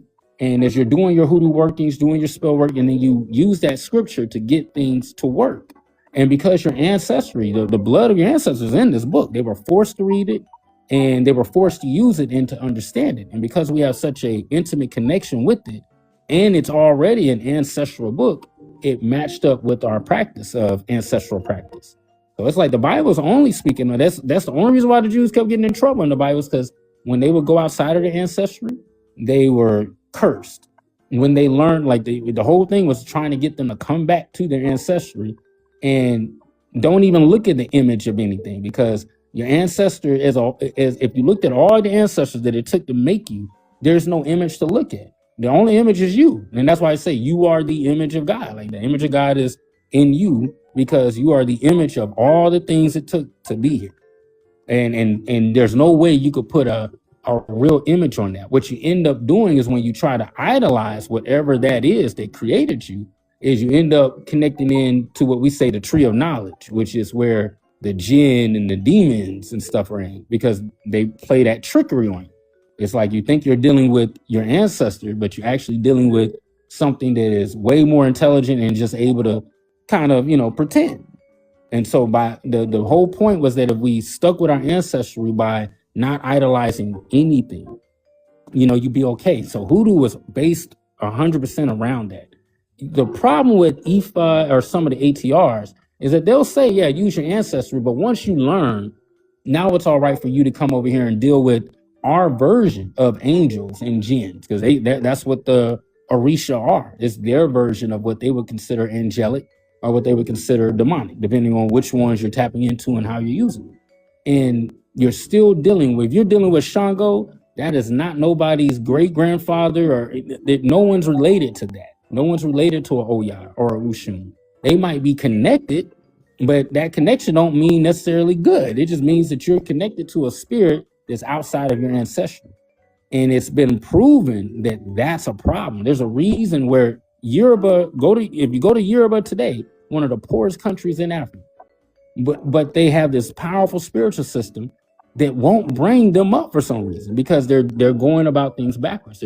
They are using their ancestors. They're talking about their ancestors, but they're using everything outside of their ancestral. And it just never turns out really good. And that's why these early Juju practitioners looked towards the root workers, came looking for the root workers, and created hoodoo, like with them, because they wanted something that would allow them to still practice, but completely within their ancestry, so they wouldn't keep getting cursed. Because it was like every time, you might get powerful and do things, and then all of a sudden, this family, like your family is still falling apart, even though maybe you're getting money now. Maybe you guys are free, but there's still this nasty, energy taking place within your bloodline. And so people wanted to change that. And that's what real hoodoo and this origins is all based around, is learning how to really hone and deal with the ancestry, to the fullest extent. Like there is nothing more powerful than that. And that's why Black America is where it is today. It's like we're the only community on the planet that has an ancestral force. Because you just can't bury the remains of your elders and think, well, that's an ancestor. No, that's not how it works. Like the way they were taken out was sacrificial, even though they didn't ask to be sacrificed. There were so many of us being sacrificed unwillingly that it created an ancestral force, especially when we would take the ones we could take and put them on sacred land. And we're talking about thousands of people who have been buried in this special way along the Appalachians. And the Appalachian stretches all the way from the south, all the way to the north. And they use that we call it the backbone. They use that backbone, which is a mountain range, on purpose. So it could, energetically, the rhythm that this force would give off would touch all areas that Black Americans are in. And at that time, we wasn't nowhere near the West Coast. We was really on this side. So, but it still touches all of America. It's like there's so many of our ancestors buried on that range, in the Appalachians, due to this practice and on this root work, that it created something very unique to us. That's why, and that's why the term soul, like someone said soul, that's why that's so important to us and no one else. Like we're the only ones with soul being this important thing. And the thing about soul that makes it very unique to spirituality, like versus our soul practices versus most spiritualities, is that spiritual, like my grandmother broke it down to me. She's like, we all have a spirit. And we know that when we get mad, we can feel it in our spirit. So your spirit can be up and down throughout the day. It's fickle like the weather. It's just like weather patterns. And it's temperature controlled. You can get really cold and your soul can be down, or you can get really hot and your soul can be up. And that don't necessarily mean you're hot and you're happy. You might be hot and mad. And because of that, you're energized. But it's like we know it's like I'm hot right now. But what's hot? Your spirit is what's hot. Your spirit's hot. The part about us, though, that's fixed is our soul. And the way we looked at it in this cosmology is that it's like an atmosphere. The atmosphere is fixed. That's how the soul is. The weather is not fixed. It changes. It's what creates seasons, and that's a fickle, energetic system of understanding. It's invisible. You can't see it. You just got to deal with the effects of it, and that's what weather patterns, cold, hot, spring, summer, all of those are just like spirit. That's the spirituality of the planet. And then there's the atmosphere, which is the soul, the fixed aspect of the planet that does all the protecting. And we're the only community that actually has a fixed aspect connected to the nature of things, because most people don't realize the atmosphere is created by trees. The plant kingdom creates the weather patterns, and it creates the atmosphere, because you got to have weather first and that seasonal change to get a fixed sky. That's how you get fixed elements into the sky that turns into what we call the atmosphere. And so that's why we were so strategic and not just burying these John Does, we burying them with seeds. We wanted them to turn into trees and bushes and plants.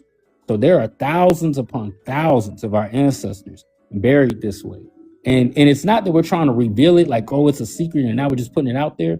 We're having to emphasize it because a lot of Black Americans aren't understanding why is this? Why is it so powerful? If it's powerful, what's really backing it? That's what's backing it. It's that root work. That's what root working comes from. That's where the concept comes from. Is that this ritualistic work we did over hundreds of years to put ourselves in the position we're in today. So Go ahead, land your plane, and then I'll I did. No, that's it right there. Okay, so you brought up the tree of knowledge. Now, in this poem is the tree of life, Yes. and so I grew up with my dad. He was very much into planting, and we had this living room full of plants. He just had like this green thumb, and I remember repotting plants and stuff like that. Today I can't keep a plant alive. I'm just putting that out there. And then I know people that can make plants flourish. Now, my youngest son won a plant from a program he was in. And I tell you, he reminds me of my father because he put it strategically in the house where it could get the most sunlight, right? Even though it's gloomy in New York, he finds the most opportune time to pull this there and go on curtain back. And then he tells me, Ma, my plant is getting sunlight. Oh, Ma, I forgot to water it. And he didn't grow up with me teaching him how to plant like my father taught me. It's something in our DNA that's just connected to plants, herbs, roots, whatever you call it or whatever you're connected to. And I see that exhibited in my child today. Absolutely. And it's natural for a lot of us. Look at what you said with the tree of life and the tree of knowledge. This is what's interesting. This is something my grandmother taught me about the tree of life. She said the thing about a lot of times you get into, and I'm not trying to bring that up, but if you just look at it from its origins, we start talking about Kabbalistic ideology. That you got the tree of life, and then you have the tree of knowledge. And the tree of life is known as the Kabbalah. The tree of knowledge is known as the Khalifah. And one's inverted, and the other one is supposed to be stand up. But we one of the things she told me is that in our cosmology, we understand what they were trying to say, but in reality, the tree of life is placenta-like. It's root-like. That's why we say root working. We don't say tree working. We say root working, because when you look at the behavior of the placenta and then you look at how it looks, a lot of people, especially in the Pan-African arena, because this is where we learned it from, the Pan-Africans say, but the placenta is the tree of life. It's shaped just like the tree of life, but it behaves and it looks just like a root system. It does not look like a tree, the canopy of a tree. It looks like a root system. And it behaves like a root system. The way it extracts nutrients and structured water and nourishes the baby and develops that child is the same way that the root system develops the tree and its canopy and all of that. And so that's really where the tree of life is. It's actually in the ground, in where the ancestors are on the most part. And that's why even in the Bible, it's in the beginning, there's water, and then the word was hovering over the water. A lot of us don't look at the fact that though the dirt in the ground is made up of inorganic ancestral things, animals, critters, microbes, all these things that are but they're inorganic. They're not alive. And there's something that the roots can do that's special. They can take the things that are inorganic and they convert it into organic energy. They literally turn the dead into the living. And they're the only thing in nature that can really do it. And a lot of people talk about it, but that tree of life, that ideology, it can really do it. And that's how we get magnesium. If you go get the dirt has inorganic magnesium, it has inorganic potassium. All these things are inorganic, though. You can't absorb those nutrients. But in the orange, or in the fruit, or in the leaf, or in the stem, you can absorb the potassium, the magnesium, the sodium, because it's organic now. So it converts it into something that's living. And that's really where the idea of root working and looking at what this concept of tree of life and tree of knowledge really means. When people go at things in a knowledge from a knowledge base, that's where they confuse it and think the tree of life is like the tree canopy. The real tree of life is like a root system. It behaves like a root system. It's hidden like a root system. So it's hard to see unless it's pointed out, or just basically what we call enlightened, like showing the true form of something. So it's like that is, as someone said, you ever heard of the tree of forgetfulness? Yeah, that's what the Africans was doing. Like they was having, and that's why that stuff didn't even work very well, because a lot of their work comes from a very shallow perspective. It's not as deep as we think. And it doesn't mean indigenous Africa didn't have deep things like we're talking about right now, but they let a lot of it go because they, even though, like you said, in IFA, they're talking about, you got to connect with your ancestors first. It's so surface level. It's like, what does that mean? Okay, I'm connecting with my ancestors, but how can you have a relationship with your ancestors, like the people that are saying that, when you're dealing with a practice that was literally selling, hurting, graping, and their own people? Like their ancestral cosmology and reality is so jacked up and mixed up, and it's in their blood. See, and what's different with us is that we were on the receiving end of that. We're on the opposite end of that. We don't have to deal with we won't say karma, but deal with the backlash that they got to deal with, because we didn't do that to them. They did that to us. So now we're in the situation of power, because the only real tree of life people is us. We're the only ones who really have a true root work system. Root work don't come from nothing out of that place. There's never been a root work over there. It's two words put together. It's really a phrase. Root and work is a phrase you'll only find in Black America. Even white tea America don't have any use for that concept. There's no definition in any old time English book or nothing for them for root work. We're the only ones who put those two words together, because we had a certain understanding of what tree of life meant that was very unique to us. And that's where, even like I said, like the roots do all of that work. They convert all that energy. And then when you look at how canopies of trees behave, they're the ones putting all the chemicals and signals in the air that causes weather patterns. That's why when you look at deserts, it's not just that it's bare. You'll notice the weather ain't much going on. It takes a lot to get a big rain cloud over in those areas. And those rain clouds are coming from the rainforest. It's coming from the places where there's a lot of trees, because trees control the weather. Trees are what's making weather do its thing. That's why we call it rhythm in the blue. And that's where the idea of rhythm in the blue really comes from. It's understanding how the nature of things works. So it's deeper than a music style. Like it's been hidden in plain sight, like a lot of our cosmologies. And I got something to share with y'all that I think y'all gonna love. Like, it's one thing to say all of this, but even when you were saying earlier about how we've been practicing this, like we do things, and at the beginning of the year, we do all of these little things that are just hidden. Spitting on the broom, don't step on no crack, don't split no poles. And I just did a post on this, and when I explained to y'all like where them concepts really come from, it's so deep. And but the first thing, if you look at like don't split the poles, the original ideology of that, getting in, like I said, getting into the tree of knowledge and where these things come from, not tree of knowledge, tree of life. The original ideology of don't split the poles is not a superstitious thing like we think it is, but it's actually deeper. And it's because in the South especially, we would raid slave transports. So when slaves were being sent from one plantation to the next, they would have that's where the whole original police come from, the original rednecks come from, was they would transport these things and try to get them from one place to the next safely. We was raiding those, like the Maroon communities in Georgia especially. raid in lower Florida, we would raid them all the time.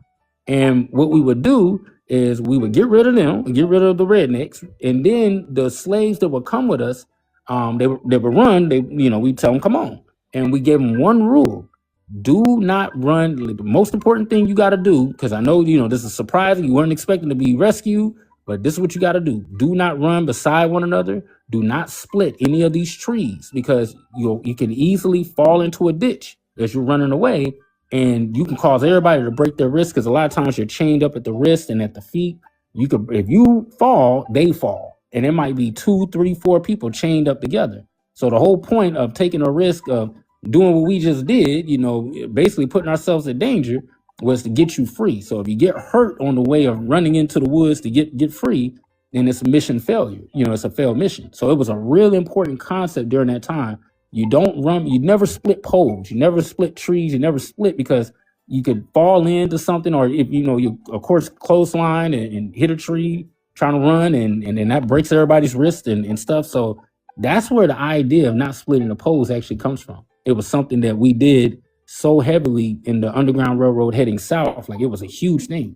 And when you look at the numbers of slaves freed going south, it's thousands and tens of thousands.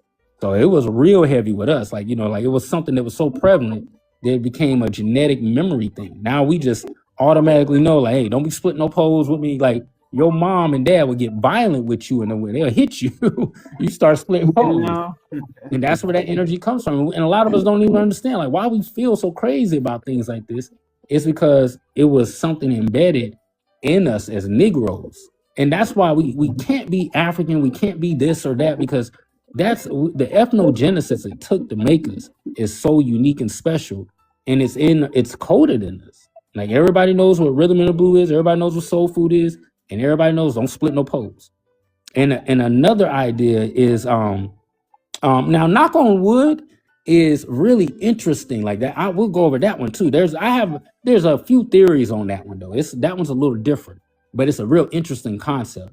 But the crack, let me talk about the don't step on no cracks. So when you look at don't step on the crack concept, it supposedly came out of the slave master's house. And what these slaves would do is that you would have infiltrators. So you have people who would kiss up to the slave master. A lot of times they were from maroon communities, so they would purposely allow themselves to get caught. And then they get in, they become good workers. They kiss up, yes sir, and this and this, do what they got to do to get into the house. A lot of those slaves are the ones who become the carpenters. So they're building all the floors, all the walls, they're constantly working on the infrastructure of the house. And that was the point, because their idea was that if we're laying the wood, we're laying the floors, we're the ones who could put the flooring down in a way where if we ever want to put get slaves that are going south, we can actually hide them in the floors or in the walls. And all we got to do is make sure the craftsmanship is perfect, as perfect as possible. So you can't tell that piece could be pulled up quite easily. And then they would purposely use wood that had cracks in it. So if you were put in those little sections, you could breathe, you could put your face up to those cracks and, get you some air. Or it was also like that was one of the reasons for that. And another reason was for them to store certain potions and certain herbs, because we were big on poisoning people in those situations as well. So a lot of times you had to make sure those real toxic substances, if you were trying to store them that way, they gotta breathe. You can't have them in an area where it's real stuffy or they'll lose their potency. So we understood little things like that. So we would be real particular about how we set the wood up, make sure it was woods with cracks in it. And one of the most famous places for us to put these particular, fixed areas in was the children's room, because that's the one place the slave master's not going mostly. And a lot of times the mamas ain't going there either. She's not really trying to, that's what the big mama's for. That's what the big mama mammy in the house is for. She's taking care of the kids. She's tending to their room. She's cleaning everything in the house. So, they're very slenderly in that child's room looking at stuff. And as long as it's clean and nice, they don't care. And so the only one you got to worry about is the child. And the thing about the child is that they're curious. So they see holes in this piece of wood and they're looking at little areas. They're the ones you got to worry about trying to play with these spots. So they created this concept: don't step on the crack or you'll fall and break your back. And that was where that idea really comes from, out of slavery. It was being taught to these little whitey kids where they were hiding, doing most of this, prick woodwork in their rooms, where it would be the safest place to get to bring runaway slaves or to hide things in. So that's where that idea comes from as well. That's why a lot of us don't like stepping on cracks, and it's like an ancestral thing. We just know not to do it because we constantly heard it. We constantly heard, don't mess with those cracked areas, stay away from them. And then we turned it in, and then the big mamas would turn it into the game for the little whitey kids, so that because they're impressionable, they're young, but you got to put fear in them so they don't do it. So you say something like that, they're really listening. And that's why it spread throughout different slave communities and different houses and became a real popular idea, because these guys were working together heavy during slavery to do the Underground Railroads heading south. Unfortunately for North, it was just, it wasn't as big. It wasn't as many people orchestrated working together as it was in the South. But that's that one. One moment, because Yeah. you keep saying the Underground Railroad heading south. I thought they were trying to escape from the south to the north. No, and that's what's crazy is that if you study the Seminole, the thing is that there's no government documentation of the Maroon Wars, and that's on purpose because it was that nasty. We were very successful in those wars. That was mainly what you call the Geechees and the Yamasees coming together, the slaves on the seacoast coming together, the Maroon communities all just coming together, and they fought wars way before the Seminole Wars. For almost 100 years, there was all these wars going on, slavery boats that were successful against the militias, the redneck militias down that way. That's why Andrew Jackson had to come in during the Seminole War time, because that one got too big. But a lot of people got to look at it. How did the Seminole ranks get so swelled up with all these Negroes? Like, why was there over 10,000? When the documents they would share, there was more, but they shared the documents that there was over 10,000 that they were able to account for Negroes in that community. Where did they get all these people from? That's because there was an Underground Railroad in Georgia and coming out of Alabama, and because Alabama was connected right there to Georgia. So Alabama, Georgia, there was a huge Underground Railroad all throughout Georgia and even parts of Alabama heading down into Florida, where they were, in our capital, what we call our actual capital from a people standpoint is Jacksonville and Tallahassee, Florida, because that's where most of these communities were able to live freely and almost sovereignly. Like, white people just stayed away from those areas because it was just so deep into the South. And only when the Seminole Wars took place and Andrew Jackson took over that people started hearing about it, and that it become a real published, event. But there's a reason all of a sudden he wanted to go to war, because there was wars taking place for over 100 years before he got involved. Because he was dealing with the whole Louisiana situation, and he was successful, and they asked him to help out with this situation in Georgia and Florida, because they were very unsuccessful at dealing with these people. They didn't know what to do with these slaves. So that's the thing. The Underground Railroad heading south is deeper, it's nastier, and it's scary. It always scared them because we were winning, and they didn't understand guerrilla warfare and chemical warfare at that time. We did. Like, the reason why the U.S. military today wears camouflage and is big on guerrilla warfare and chemical warfare is because they first experienced it dealing with us. Because we didn't have the guns, but we had an understanding, like, as children in Maroon communities, you would be forced, especially if you were decided to be one of the warrior community, like you're going to be one of the warrior class individuals, they would force you to eat things like poison sumac and poison ivy as a little child. So you would have an immunity to these toxic substances, because we know there's no poison in those plants. There's just chemicals in them that gets into your body and makes your white blood cells feel like you're being, like, basically have like an asthma attack on your skin. It's something that's self-induced by your own white blood cells. Your white blood cells are doing all the damage. There's nothing toxic in poison ivy. It's just like a trickster energy in it that tells your body that something's wrong and nothing's wrong, and then you start breaking out in rashes. And so we would set up smoke screens with all these poison substances that we had immunities to, and that is where the first form of chemical warfare on American soil was issued, that right there in the South. So they had to they was dealing with something they had never seen before. And then we're dressed up like plants and trees, and you're coming, and if you're a white militiaman and you're going through those ranks and you're breathing in this stuff, if you survive breathing it in, if it doesn't drop you on the spot, now you're going to be hallucinating because it's going to cause you to have like these almost euphoric, the way it stimulates neurotransmitters and stuff. You're going to have all these euphoric experiences, and they're seeing trees chop off heads and arms, and they don't realize it's a camouflaged person, but it looks like a plant, a big bush is moving because this person is camouflaged in bushes and got all this green, dirt and red earth on them, and it's got a machete and it's just cutting people up. And so they would, that's where that whole story, those folklores of the moving, killing trees and their culture come from. That's why the rednecks down here to this day love to wear camouflage and stuff. It's part of their culture because of what they experience dealing with us. That's where all that comes from in the redneck community here in Georgia and Alabama and all these areas. So it's like, yeah, they don't like talking about that because we was winning. We didn't lose. They'll talk about the ones where they weren't successful. They hate talking about the ones that were successful. You can't stand it. So yeah, that's where that comes from. But yeah, the Underground Railroad heading south was huge. It was a huge operation. It involved the seacoast Gullah Geechee because they lived freely on the seacoast. So a lot of the transporting was going through there. It involved some of these other slave houses that we had fixed with these trap doors and these trapped floors that we could pull up and hide slaves in. We were doing all kinds of things. We were poisoning them. Like a lot of people look at don't sweep your foot with the broom. And we wonder, where does that come from? Why do we say don't sweep your foot with the broom? It comes from, it goes off of the whole don't step on the crack ideology, because we would hide these potions, we would hide these toxic substances in these little special places, in the walls and the floors. And now sometimes we would make these places right there in the master's quarters where they would, sit down with his friends or sit down with himself and drink his liquor and things like that. Or, the wives would have their powder room and their little makeup spots.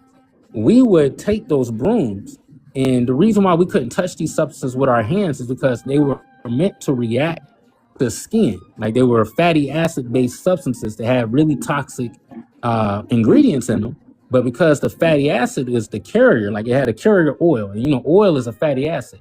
So that acid, when it comes into contact with that alkaline skin with these toxic substances, it created a chemical reaction. So you can't touch it as the person trying to get it on someone else. You can't touch it yourself. We would use the tip of the brooms, or we would use the bristles to, put it into this substance and then rub it on her powder containers, or rub it on her perfume bottles, or rub it on the master's glass he's going to put his brandy in, or his bottles he's going to be drinking out of. So when he would touch this stuff, it would make them really sick. And a lot of times it would off them. So that's where, they were already watching us heavy since the beginning of slavery when it came to food. They knew we were poison food, but they didn't understand. Like there was no way of them really catching on to this. And they never really caught on to it. They never understood that was a practice that we were doing to them. And the reason why it was such a there's a lot of stories about how sick slave masters would get, especially in the low country area where slavery was, because we were constantly poisoning. And they thought it was always malaria or yellow fever, but it was more than that. It was also because they were being poisoned. We're making their immune systems very weak with those poisons too. And on top of that, you had all these diseases. So there was so much, we were fighting back in so many different ways. And a lot of our ways, that's why we say don't sweep your feet. And if you do, spit on the broom. Because when you get down to the concept, there was a lot of, like, the big mama would always have worker girls and maybe even some field boys in the house all the time. So she would teach the youngsters, the black youngsters, like, listen, if you take this broom, first off, keep this broom in this room. So y'all know about that too. Don't be taking one broom from one room to the next. You keep the broom, this broom is in this room is in that room. Like that comes from that concept too, because, this one is probably being used to poison someone. Don't even touch that one or take it out of this room. If you're going to sweep the floor, that's cool. But if you sweep your feet, it's important. Now we say today spit on the broom because most people are not going to spit on their feet. But back then it was like spit on the part of your skin it touches. So if it touches your feet or if it touches any part of your body, spit on that area, because there's enzymes in saliva that acid in them actually dissolves and basically deactivates the toxic elements of these certain potions that we were basically putting on these things.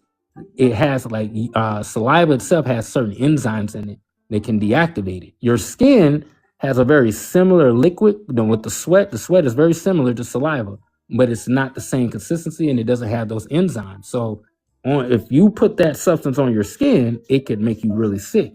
But if you get it on your skin and if you spit on that spot immediately and spit really good and then, rub it in, it could deactivate the substance. It makes it almost like it's just a harmful little herbal substance after that. So we had those understandings back then, and we're using all of these things. That's where all of our little superstitions are usually hooked up to some kind of powerful type of tactic. It was something we were doing. The reason why we would tell folks that, oh yeah, we're to this day, we like, I see someone said we're chemists. Yeah, we're still to this day some of the best. Like we still got stuff that they're mad that we won't share with them on how to make things. Like we make certain oils that help people just from an anxiety standpoint. One drop, and a person can go from being real anxious to being calm all of a sudden. And we're the only community on the planet that really got it like that. Like where you could take a little drop of something and do that, not drink a whole bunch of this or rub a whole bunch of stuff on you, just a little bit. All natural herbs, just everything done in a very special way that only the Negro community still has understanding of. And so we got a lot of stuff. Like hoodoo is way deeper than most pop culture and most of these stores and most of these people who are Pan-Africans talking about it know anything about. They can't even get in because that ancestors don't like all that Pan-African shit. They just don't like it. They're not really on that time. They won't hurt them, but they're not going to support them either. So a lot of these understandings you will naturally get the deep, the better your relationship is with our true Negro ancestry and the more respect you have for it. They'll let you see these stories and understand these things and teach you these things. So it's a lot. Like, yeah, so y'all see, like, it's just all that stuff. So spitting on the broom, don't step on the crack, don't split the poles. Like, there's a lot of reasons why we're doing a lot of this stuff. A lot of reasons. The chat is very into this conversation. Keita, I'm not sure if she's still in the room, but I didn't want to interrupt you when you were speaking. She said, this is so intriguing. It's comforting. Ronnie right now says, I'm going to learn more about this stuff. Good, SHIT, brother. And then Ali says, I just thought it was bad luck. Wow, this is cool. We already know. I already know what type of time New is on because he pretty much patched me into you because I would get in his inbox. New, what do you think about this? And he'd be like, look, ask. And he says, ask my friend, emergency.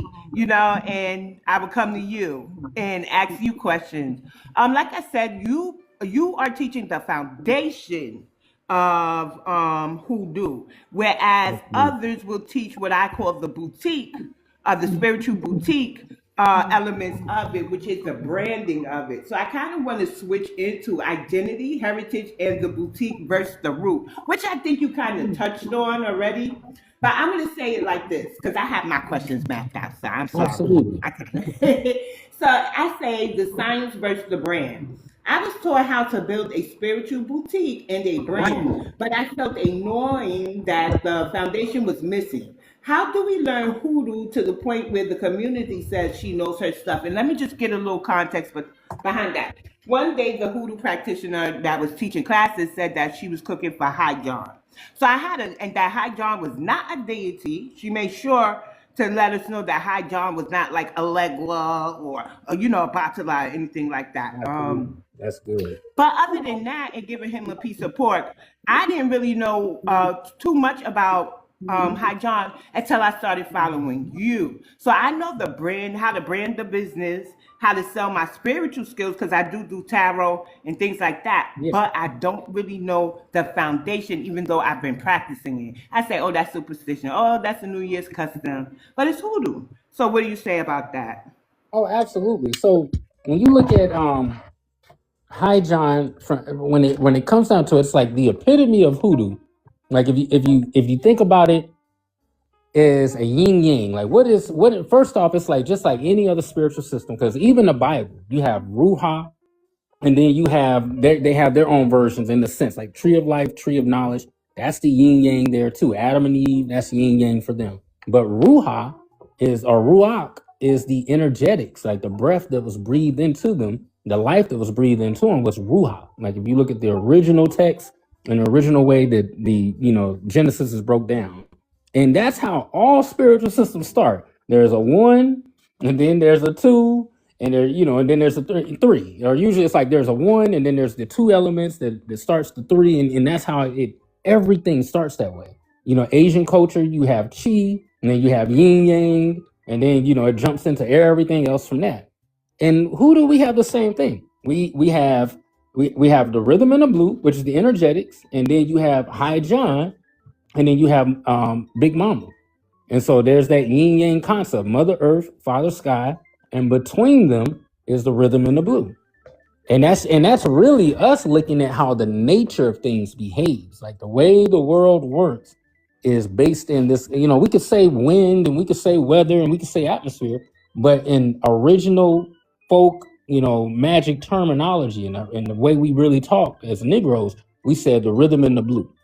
And so that's always been something very important to us. So High John, even when you look at Zora and a lot of the other individuals who've written books, there's corruption, but there's some truth still. Like even she spoke of him as this energetics on the wind. It traveled through the wind and would jump from one plantation to the next real fast and could be in, all these different places. And then throughout the story, it goes through all these dramas fighting against death, or they'll say devil, but it technically is this concept of he's trying to get in a relationship with, he's in a relationship with, in her books and stuff like that, they talked about Lilith. But in original cosmology, you would say Mother Earth, or you say Big Mama. So he's in a relationship with Big Mama, and death is trying to find them, trying to get them. And he put his energy into the roots so they could get away, so he couldn't be found. And that's just a way to bring High John and his four names down to the, to the ground. So it's like you got High John, and then you got High John the Conqueror, which is, because it's like High John is the cosmic energy. It's the sky and the reason why. It's like, it's the atmosphere, the matrix that allows us as organic creatures on the planet to be alive. So it's like everything that's organic on this planet is fragile. And if outer space had its way, we wouldn't be in existence. We look like Mars or the moon. The only thing separating us from being just like these other planets is the atmosphere. So that's what High John's ultimate position is. High John, that's just the name. So the first name is High John. Then you got High John the Conqueror, which is like a decision to come down and basically possibly be amongst men, but to at least deal with our problems. So it's like if a meteor comes through the sky trying to crash into the earth, High John the Conqueror is the energy that stops that meteor and burns it up in the atmosphere and stops it from touching us. So that's like the idea of High John the Conqueror is the second layer. Then the third layer is Low John. So you probably heard that name as well. Like you got the Low John root, you got the concept of Low John. Low John is the decision to be amongst men. So a child in the womb, the fact that if you study conception, babies anytime a baby is born, it's a miracle because all the things a child has to go through, the mother's immune system trying to get it, everything's against that baby, but it's still born. And typically, usually it's born on time. It's like we got a 10-month gestation period that we know is coming.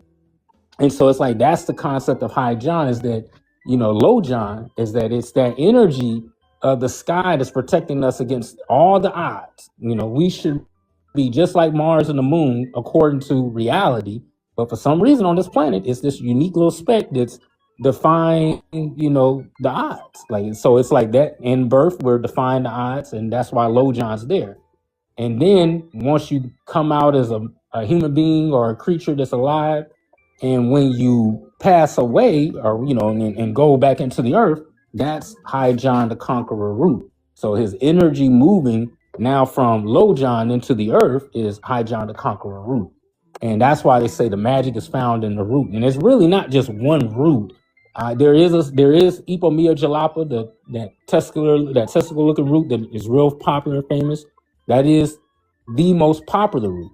But in reality, the reason why that root's the most popular one is because the Ipomia family of plants were very popular during that time of, the early days of root working, because you got Ipomia patata, that's sweet potato. Ipomia jalapa, that's the High John root that we're used to, the morning glory family of plants.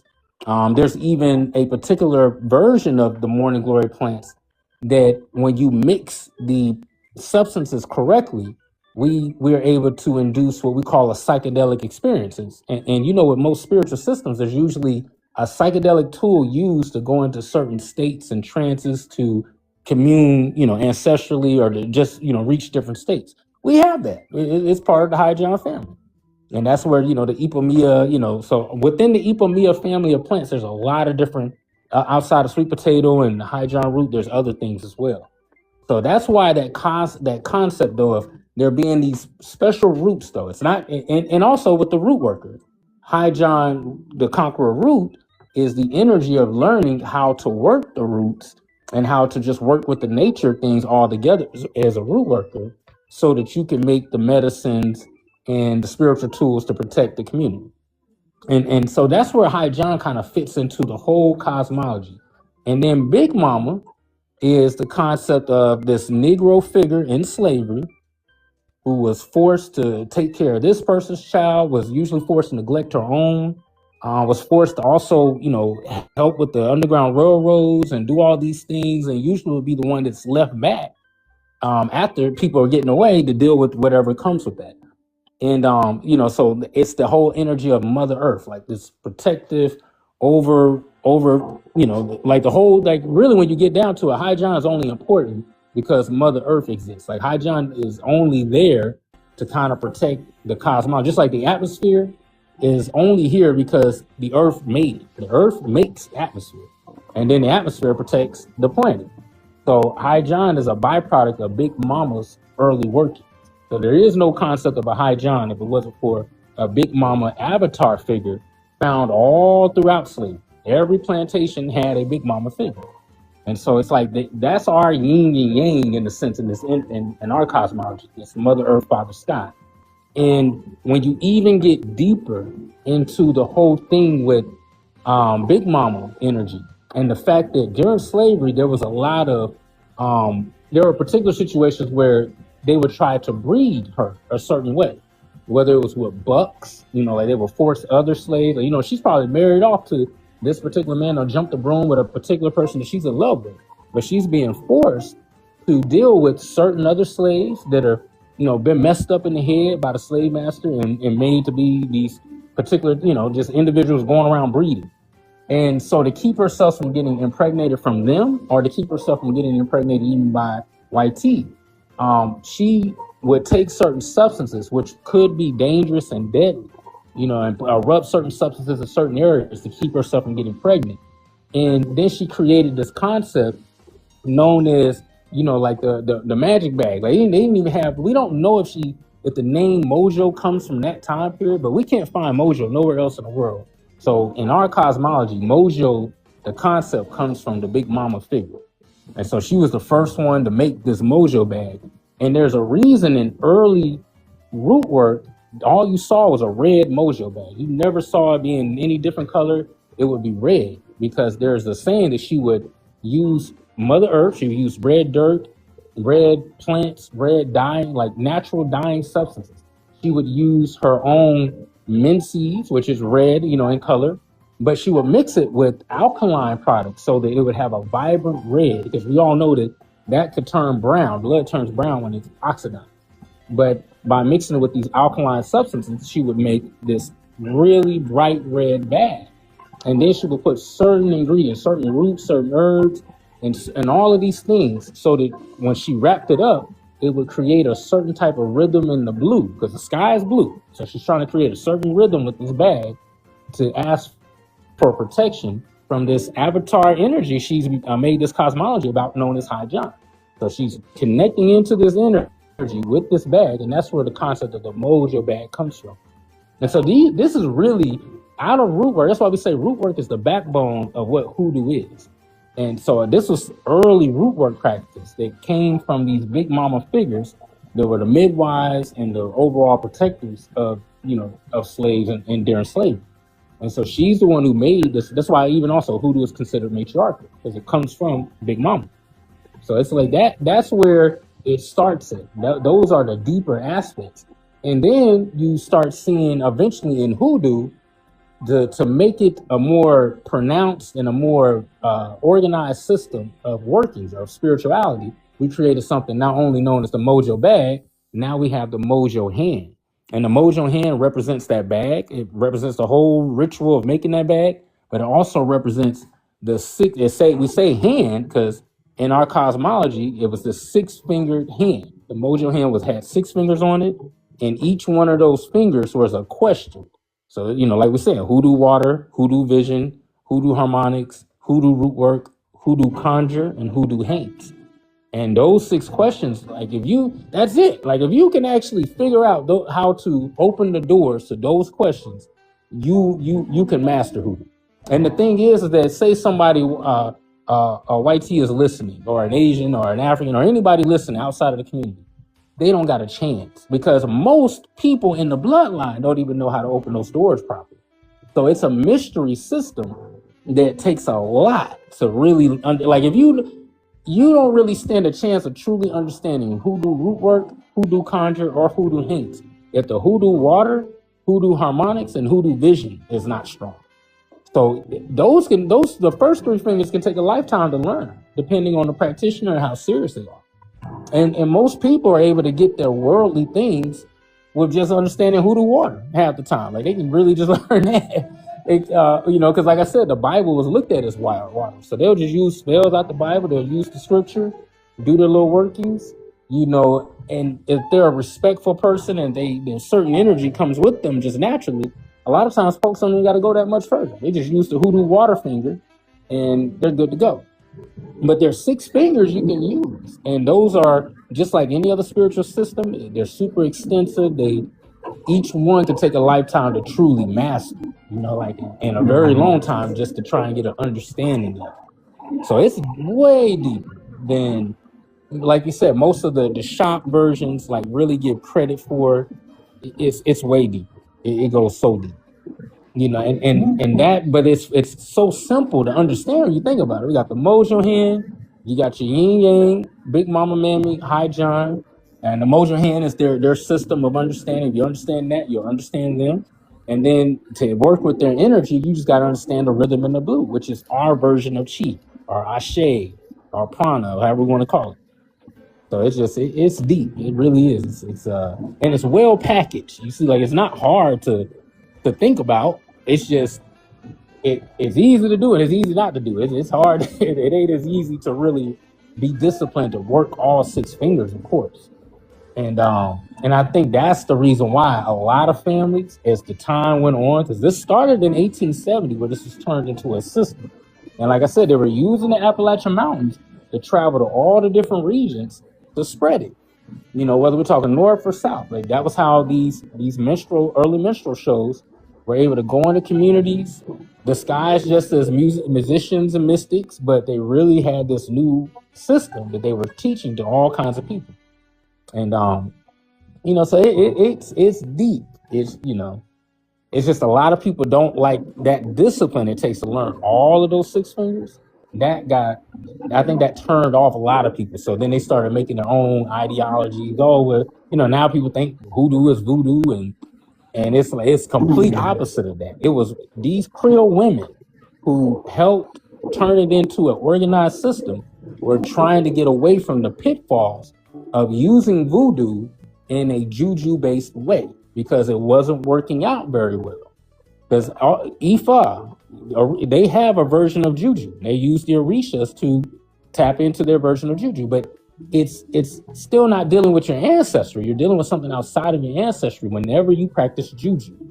So when we created the question, hoodoo, it was to create a new ancestral system that gave people an organized way to tap into their ancestry. And it's just been lost. It's very few families that has that full understanding still. As simple as that sounds, very few people still understand that.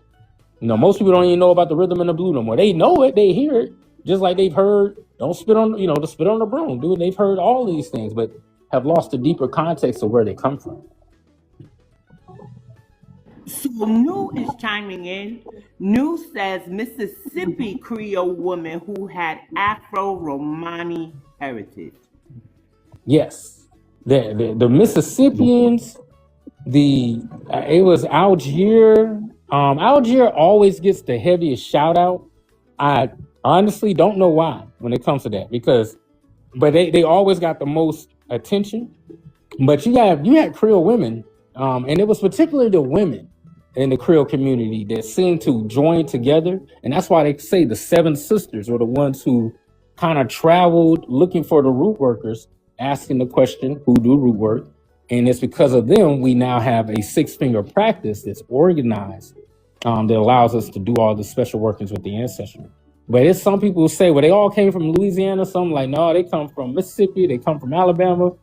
It just, it depends. But I think it was all three. I think you had it's hard to say because it was Creole in all three of those places, Mississippi, Alabama, and Louisiana. You had a strong Creole community. There were Creoles in the Carolinas too, correct?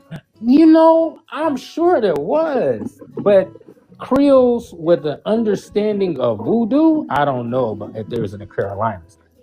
I think. So I'm going to tell you why I asked that. And then Ronnie says in Texas too. Oh, shout out to Murdoch.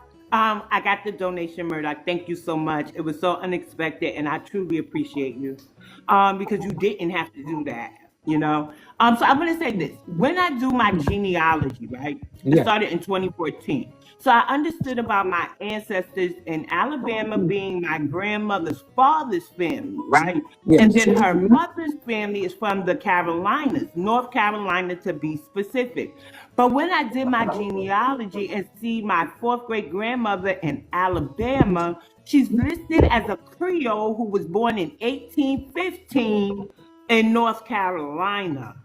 So I'm like, did the Carolinas have a Creole? And my grandmother, everybody hears me say this about my grandmother. My grandmother was a seer. Now, I didn't necessarily see her practice hoodoo in the way that we talk about it today, but like she'll call her grandchildren 4 or 5 o'clock in the morning, and just everything she was saying was something that we went through and never told her, but she knew about it, right? And it wasn't from talking to other family. I'm gonna give you an example. I was sitting there and never told nobody I was pregnant, right? Yeah. My grandmother calls me and I say, hey, Granny. And she immediately starts boo-hooing. I said, Grandma, what's so wrong? What's wrong with you? She said, oh my God, you're pregnant. And I never wanted your life to be this hard. And she would have a habit of going around just telling the family what's going on, what they're going through, what to do and what not to do. And she always had her little fish oil or take this for your weight, because she was about appearances first. So her family, I definitely know, were seers, probably practiced hoodoo. I just didn't realize it, right? So that sounds like that sounds like that's why I asked if the Carolinas had a Creole community that we could enter into this conversation along with the Mississippi Creole, things like that. I bet you they eventually, if they didn't have it, I bet you by the 1900s, because Creole were everywhere by early 1900s. Right around that time, like they spread big time, but it's something I don't have enough context on, because it sounds like there were Creole even in the Appalachians at the time. It was just, in particular, it seems like when I was taught this story of how hoodoo came together, it seemed to be a Creole community that was having a hard time with juju. So these were people who already understood concepts like wanga and voodoo in particular. And it sounds like voodoo was the main thing that they had a good understanding. And they were using voodoo successfully in a passive aggressive way in Louisiana, it seems like, at least, where, they were living amongst these white tea people who were doing nasty things to them, but they were successfully doing it. Like, they weren't just living there and then being just only abused. They were actually having these brothels and these communities where they were running things and controlling things. And that's where, the whole concept of them using voodoo and using Catholic saints even to tap into a form of juju. Because anytime you're saying juju, you're just saying, okay, I got this religion here, whatever that religion is. It could be Christianity. But because I want to use an angel, a saint, or a demon, I'm using something outside of my ancestry. And because I'm doing that, and I'm probably sacrificing for it, I might even be going as far as to sacrifice for it. But because I'm doing all these workings with something that's not directly connected to my bloodline, that's what makes it juju. So juju is like a universal term. it's not just an African thing per se, because it was something the French were the ones who made the word. Like, it's a word used by the French to describe anytime they saw black people doing anything magic based and dealing with, basically conjuring spirits. Anytime they saw it, they call it juju. So we started calling everything juju just across the board. Anytime somebody was practicing magic, but it was something about it that just didn't have the harmony and the control that definitely was being experienced by root workers, because root workers were doing all kinds of crazy things, but it wasn't leaving cursed energy per se. There were instances of some bad things happening with the haints and stuff, but on the most part, we just seemed to have this dominance, and we were really fighting it. And we know one thing we do know is that there is no Emancipation Proclamation if you don't have that third Seminole War. And we know that third Seminole War, we were right in the middle of it. Root work was very instrumental in all Seminole Wars and in all the Maroon Wars. It was very instrumental in the whole, Underground Railroad heading south and north. There's Harriet Tubman, that she was connected to it as well. It's just, she was just a one-man army. Like, she was doing all that stuff by herself. So it's just, and it's deep. So it's, and all of that, and I truly believe it's all connected still to the Appalachian, because root work is connected to the Appalachians. And the Appalachians reaches all the way from the north, all the way deep down into the south. This mountain range. So it's, our history is just so, and I think this also, say like someone like your grandmother, who probably had all that power and understanding, probably knows exactly what I'm talking about, but didn't talk about it, is because I think they're just like, because there's 6 fingers on that mojo hand, but the one that's most dangerous to even our bloodline is the last finger, the stubby finger, called hoodoo haints. And it's because the haints themselves, it's one thing, we do got an ancestral force, we have all this protection from outside spirits, but haints come from our ancestry. It's a part of our ancestry that was done in such a bad way, and it can get close proximity to us. These are spirits that easily connect to us because they're in our bloodline, but they're not tranquil, they're intranquil. So that's why we did the haint blue bottle trees, the ring shout traditions originally, all these practices, haint blue practices, all of these protective practices, laying dirt circles, putting sting nettle seeds and stuff like that. Not sting nettle seeds, but milk thistle underneath your bed. All these things we would do to protect against these spirits. A lot of that is tied to the fact that you just don't, haints are always been a challenge for us to deal with. And it's because it's in our ancestry, we can't just get rid of them. So a lot of people have run from this practice because of the haints, and a lot of people have just hidden it from the other people in their bloodline because they didn't want them to go through the issues of having to learn. You got to learn all these different fingers and all these mysteries, and then the better you get at it, the more you're going to have to be protected against the fact that you might run across haints as well. And so I think that's why it's like something that what I'm saying is not as prevalent. And even as I'm saying it, I can't go into detail. Okay, do this, do this, do this. You have to be very sure and make sure a person is very sure about really wanting to tap in, because it's like you got to protect yourself when you open yourself up to these types of things. So that's where I think that's why it's so hidden too. It isn't all just because everybody wanted to be Pan-African and just wanted to forget about our tradition. I think it's also been a protective thing way before Pan-Africanism came about. New chimes in. New says the souls that are in limbo because of white tea supremacists unalive. Absolutely. We talk about it all the Those time. are haints. Yeah. He already knows. He definitely knows. And he on point with it. He knows exactly what's going on. But yes, that's exactly where they come from. They come from. That's why it's bothering him, Kalen. I literally be in his inbox, like, and with water. Like, I'm having a lot of dreams with water, and then sometimes my water even turns on in the house, right? Oh, wow. And then I was asking New, like, sometimes when I'm at my altar, I'll leave the water running, but I don't know if it's too forceful. I want my ancestors calm. I want their spirits calm, Yes. right? And so I don't know if I'm using my water too forcefully out the faucet and stuff. So I'll be in news inbox, and when he says, I don't know that much, BX, you gotta go speak to Kalen. And then I'm like, hey. But if it's something that's really pressing me, then yeah, I get in your inbox, and I try to be as respectful as possible. And I tell you, we could really start going over some of the things you could. If you know you're dreaming heavily about water, it's probably because all of this is coming. Because that's how you start. Like when you start asking the questions, you start with hoodoo water first. That's the first question, and it's really if your hoodoo water is on point, if your practices, that's when you're making your floor washes, your own version of Florida water, learning how to make your own, making your pot liquor soups, as you make your soul food for your ancestors and for yourself, doing all these, making your own mixtures and potions, like learning the fact that they're fluidities. They may not be water per se, but water is going to have to play a part somewhere in the process of making, and then knowing what to do with the water, how to put the right energy on it. It's everything. Because it's like if your water is protected, because your body's mostly water. That's why most people who are getting cursed, it's by way of water. Like the curse is being laid on the water in a certain organ or in a certain spot. And if you ever hear those practices about ancestors going into people's spiritual bodies and then pulling real tangible things out of them in the process, like we hear about those practices in arcane, like really early root work practices. Like there's literally a documented story of Dr. Hercules, and I got that on my page, where that's what he was known for.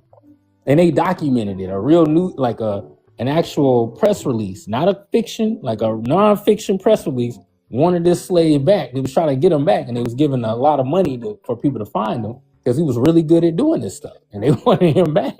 So, and they documented the fact that his miracle cures of pulling, teeth and animal parts and all kinds of weird curses out of people's bodies that were sick. And so it's that, but that's a hoodoo water practice. That's a real deep version of it. I don't even know how to do that. Like it's deep. It's deep. But there's definitely, that was something in the old time ways. Like they knew how to do certain things to people's waters, their spiritual waters, and extract curses out, and they would come out in these little physical items. And they were like, let me tell you something. Yeah. My grandmother, my grandmother was born in 1931. Her parents were from North Carolina, Alabama, like I told you. But they lived in Alabama for a while before they migrated up to New York. So she was actually born in Harlem. Now, her first husband, because Granny married a couple of times, but I realized my grandmother married for what could have been considered status back in those times, right? Absolutely. So she married a pastor and she married two military men. And she's buried like in Arlington, I think it's called, a cemetery where they keep the military personnel and their spouses, right? But her first husband, my cousins will tell me that their grandfather, and in our days, we didn't do the whole, that step, and that's my aunt's father. He was just grandpa, to all of us. Absolutely. Right. What she told me was she was scared. He was the pastor. She said she was terrified in church because he was exorcising demons. And what it sounds like you're saying with the hoodoo water and then pulling out little funny things, I'm wondering if that could be similar to exorcising demons in the way Baptists. Absolutely. Okay. Because Fannie Mae, like there's a real famous Mississippian practitioner named Fannie Mae, and she didn't pull anything out of your body, but she would tell you that, she's basically tapping into the body with using like these hand gestures. She would use healing hand practices, and she would, go all over the person's body and say she was pulling it and putting it into the atmosphere. And most people the videos are all online. Like there's a lady named Hoodoo Historian. She's got a whole broadcast thing on it. Like she did I think she put the whole 30-minute video of her up. But the thing about her, whenever our people in the South mention atmosphere, we're talking about the fluidity. We're talking about hoodoo water, because we look at the sky as a fluid. That's why the bottle trees and the concept of it being, trapping these spirits in a type of spiritual water. Now, the bottle tree is like a fixed version of water, and we're fixing that haint in that bottle to basically either put it in a place where it will find tranquility and go back into balance, or we're going to destroy it because it just can't, maybe something's wrong with it. And so it's like this is a big thing in our practice. Like in root work, which is the backbone of hoodoo, it always existed. And then of course in hoodoo, as it came to be a practice, it's the very first question. It's the most important question. Like you really can't practice hoodoo if hoodoo water is not on point. And that's where the biggest thing, and the reason why we're even being allowed to say a lot of these things online, because we're not giving anything up, is we tell people these are just the basics you still got to learn. But what we're telling folks is that there's more people going into juju practices and their hoodoo water ain't together. And then they end up getting cursed. And it's the water in their body that the curse is falling on. And it's all because they didn't know how to protect their hoodoo water internal, like how to protect their actual, mostly water body. It's a fluid. So it's like if you set a person down and show them, like even with the Bible, a lot of people are like, well, I'm not using that Bible. It ain't got like, that's that white tees thing. But our ancestors looked at it as a form of water. They called it water. Literally looked at the book as water.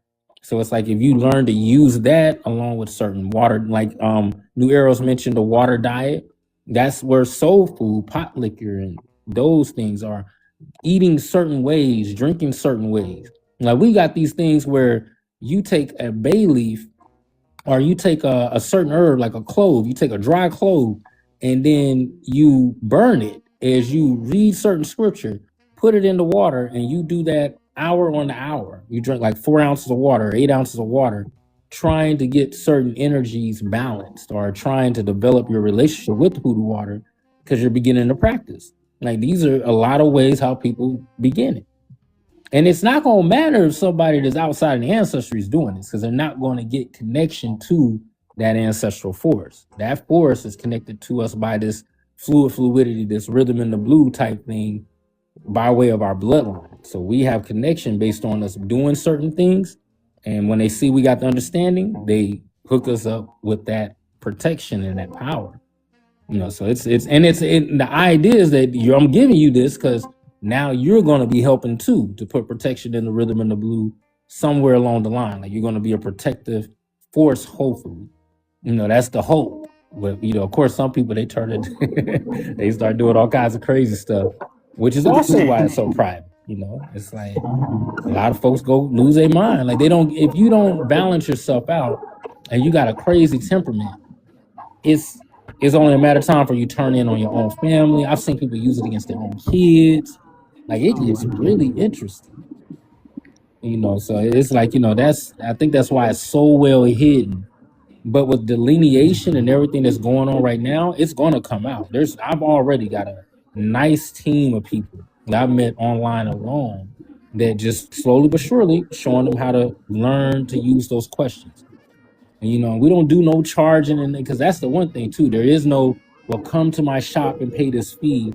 It's like I sell products. I also have a career. So it's like it's not a thing where it's never was a thing to sell. It was like, well, what is the intention of the person trying to learn? And are they going to add to the rhythm and the blue? Are they, trying to protect the legacy and the ancestry, or are they on some crazy stuff?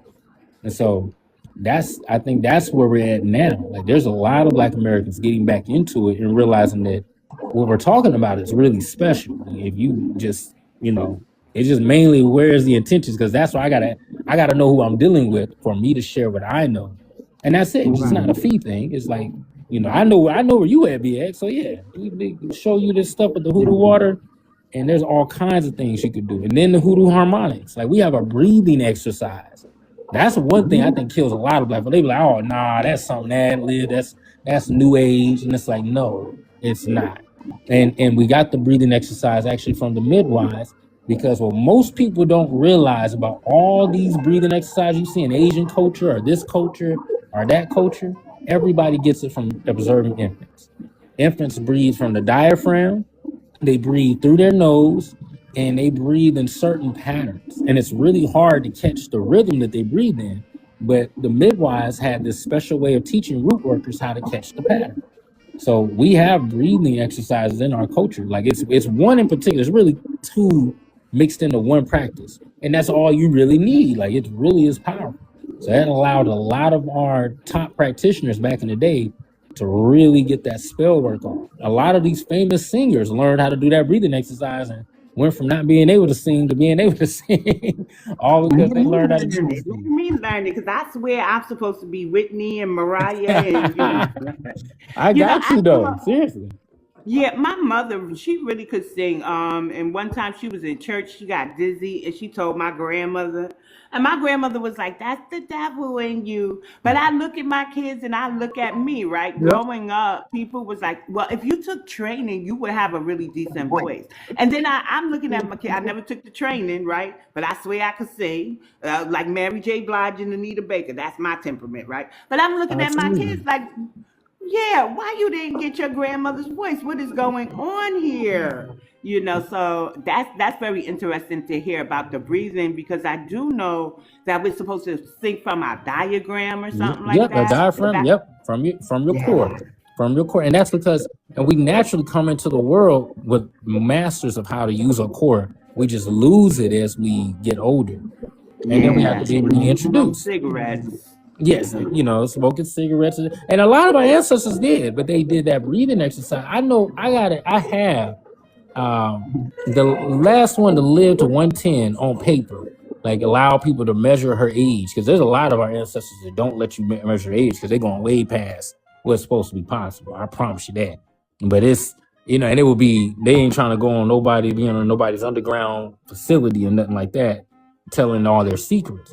But that breathing exercise, along with hoodoo water, has allowed a lot of root workers to anti-age heavy. Like they are not aging like normal folks.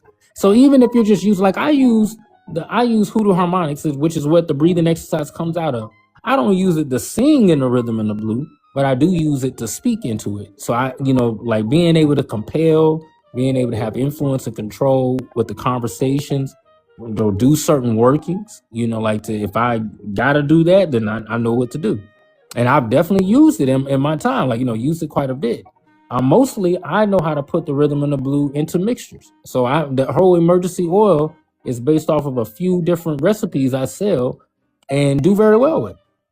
Very well. Like I'm telling you, it is so much. It's like you could turn your voice into a gold mine once you know how to use it. But that's one of the big secrets that even as the small hat community was trying to figure out, well, okay, these are mixtures, y'all. And then they would go and test the mixtures. They see what herbs was in them.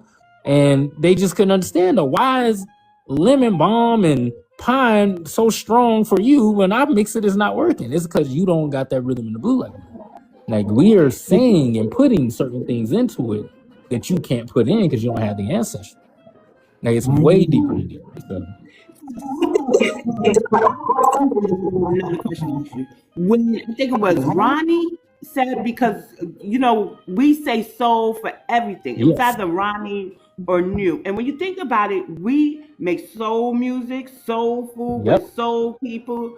And so people can try to do what we do, but like you said, they don't have the ancestry. I say they're not soulful people. They're actually soulless. So they can copy everything about us and still miss the mark. Oh And yeah. that's what's going on with the small hats. But I want to ask you, Kaylin, because we are going on like 3 hours, and I want to Really? read these cats. Yes, we started at 7. It's 9:42, and I still have more questions, but I want to read you the categories, and you tell me if you be willing to come sit with me like on Thursday or something, so we could run through these questions. But I'm going to give you the categories, and you can tell me, BX, I think I gave enough information, or you know what, BX, yeah, I'll see you Thursday. So Okay. let me tell you what those categories are. So we're still on really identity, heritage, and the boutique versus the root. The other one would go into divination and the technical tools, and then sacred protocols and domestic magic. And I always try to keep it surface level, but I do want to touch on the erasure of us in Hollywood and how Ryan Coogler's film had elements of hoodoo in it. And what do you think about that in cinema? So Ooh. those questions would be the next one if you chose to sit down with me for a part two of this interview. Absolutely. I definitely want to talk about that Ryan Coogler thing. That I love the movie, but boy, did that piss me off. Boy, was that a I big wasn't expecting people. misrepresentation. So Absolutely. I think that'll be a great idea. All those questions. I think we could go in a very, you know, informative but still surface level way, where it's Yeah. still nothing, no worries about giving people anything that could hurt them, but enough to build curiosity. So if they're really wanting to learn how to use, that's what we call the first three fingers. So like hoodoo water, hoodoo harmonics, and hoodoo vision is based all in how to use your voice, how to use your ability to have insight, foresight, and also how to use your waters to protect yourself and to gain power. So absolutely, we go through over all that. Yeah. So what day would be so the 24th is the day that the Ghanaians are laying the wreath. So shout out to New Orleans. I've been informed that at the same time the Ghanaians are going to formally request reparations at the UN, they will be protesting near their courthouse. See, that's helpful. Not been told, let's rechange the name to I don't have anything. Our American Indians that understand why we are the way we are of the lineage. It's the cosplays that think they should come in here. Because New York had another relationship with the term black and Negro. The burial ground is actually named Negro. Why would we name it anything else if we're going to change it from African, but to what they were during that time? So shout out to New Orleans for the way that they are jumping into action. Because if you think about it, Ghana is just using New York because of the heavy Pan African culture, and also because the UN building is here, but it does affect the whole nation. So I can't really, I'm very territorial about the ancestors, but they are all our ancestors. And so I just like the way that New Orleans is going to stomp the yard at their courthouse for us instead of just being on this app getting on my last nerve, Kalen. I love that, and I didn't even know they were doing that. That's powerful, and that's specifically Yeah. geared toward what you see Ghana trying to do. Yes. Like A they're young doing, lady. that's perfect. That's Yeah, a powerful. young lady came up on the panel the other day, the last time I went live, and we were talking, and she just gave me her insight. She wanted to know if I understood what was happening. And then I said, yeah. And then she told me, well, in New Orleans, what we're going to be doing, and her name is Book of Negroes. So she is very big on identifying as Negro. And she said that they Wow. will be at the courthouse at the same time Ghana, not the wreath laying ceremony, but during the more political side of it, when they go to the UN, they'll be Okay. protesting. Yeah, Absolutely. Like, that's what's up. Definitely. And yeah. and I would even say for the meeting time, because next week is going to get real crazy. But if this Thursday would actually still work out, because I'll have like around the same exact time, like from 7 to 10, where I'll be free. 7 to 10, Yes, sir. Thursday. Mm-hmm. Okay. Thursday will Okay, work out perfect. I'll see you. Yeah. So for now, in case people can't make it, but they still want to follow and look through your posts, they could all follow you, right? Your page is Oh, public. absolutely. It's open. Yes. All right, y'all. Just don't be a pain in the ass, and I'm pretty sure you'll be welcome on Kalen's page. Oh yeah, and ask questions, and DM me. Like I engage a lot on here. It's been, it's getting a little tougher, because I'm doing more trainings and stuff with the career I have. But I still, like, as soon as I can get to the questions, I get to it. And it's probably 50, 60 a week easily, people I talk to weekly. So, if you have any questions, let me know. Do you have any final words for this live? You know what? Just I'm glad people are really taking a serious look into the more arcane versions of this. And if you go on my page, you'll see it's just all, like, there's no betrayal there. It's all Negro based. It's all Black American FBA Solon based understandings of how hoodoo really is. So, definitely check it out. And if you got any questions, just let me know. There's no bad questions. Definitely. So. But yeah, that's it. Thank you, Kalen, and I'll see you here Thursday, 7 o'clock, and we'll do it the same way. I'll get in your inbox, say, look, I'm about to fire up the live, and then you just come on over and join me. All right, sounds good. And I see you guys then. Yeah, see you then. All right. Thank you, everybody, for coming out. I like to wish everybody peace, love, light, and reparations, specifically to the foundation, our foundational Black American lineage, and anybody of the lineage who could identify as FBA but just doesn't for one reason or another. Absolutely. Yeah. All right, y'all. See you Thursday, Kalen. All right. See you Thursday. Peace. Peace.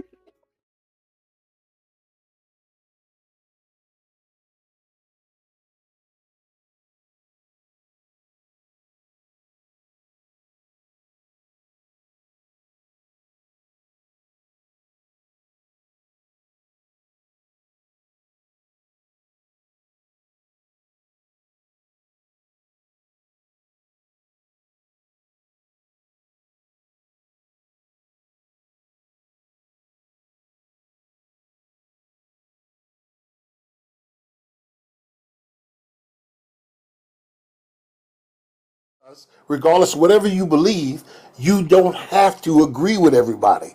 Nobody has to agree with you. And getting on social media, trying to sell unalivened, that's not a smart move. That's what I'm sharing. You don't have to, you can think I'm the biggest clown in the world. That's fantastic. I'm not sensitive because I get on social media. I know people are not going to agree with me. But I want to say, I said that just in general, but it was no specific person. I did, believe me, because if it was, I'd have said host, you said this, and Retailer, bringing the spark, no one does it better. BX, you've heard the rest, but she's the best, yeah, she's the best. Oh, from ancient tales to modern schemes, unraveling truths and chasing dreams.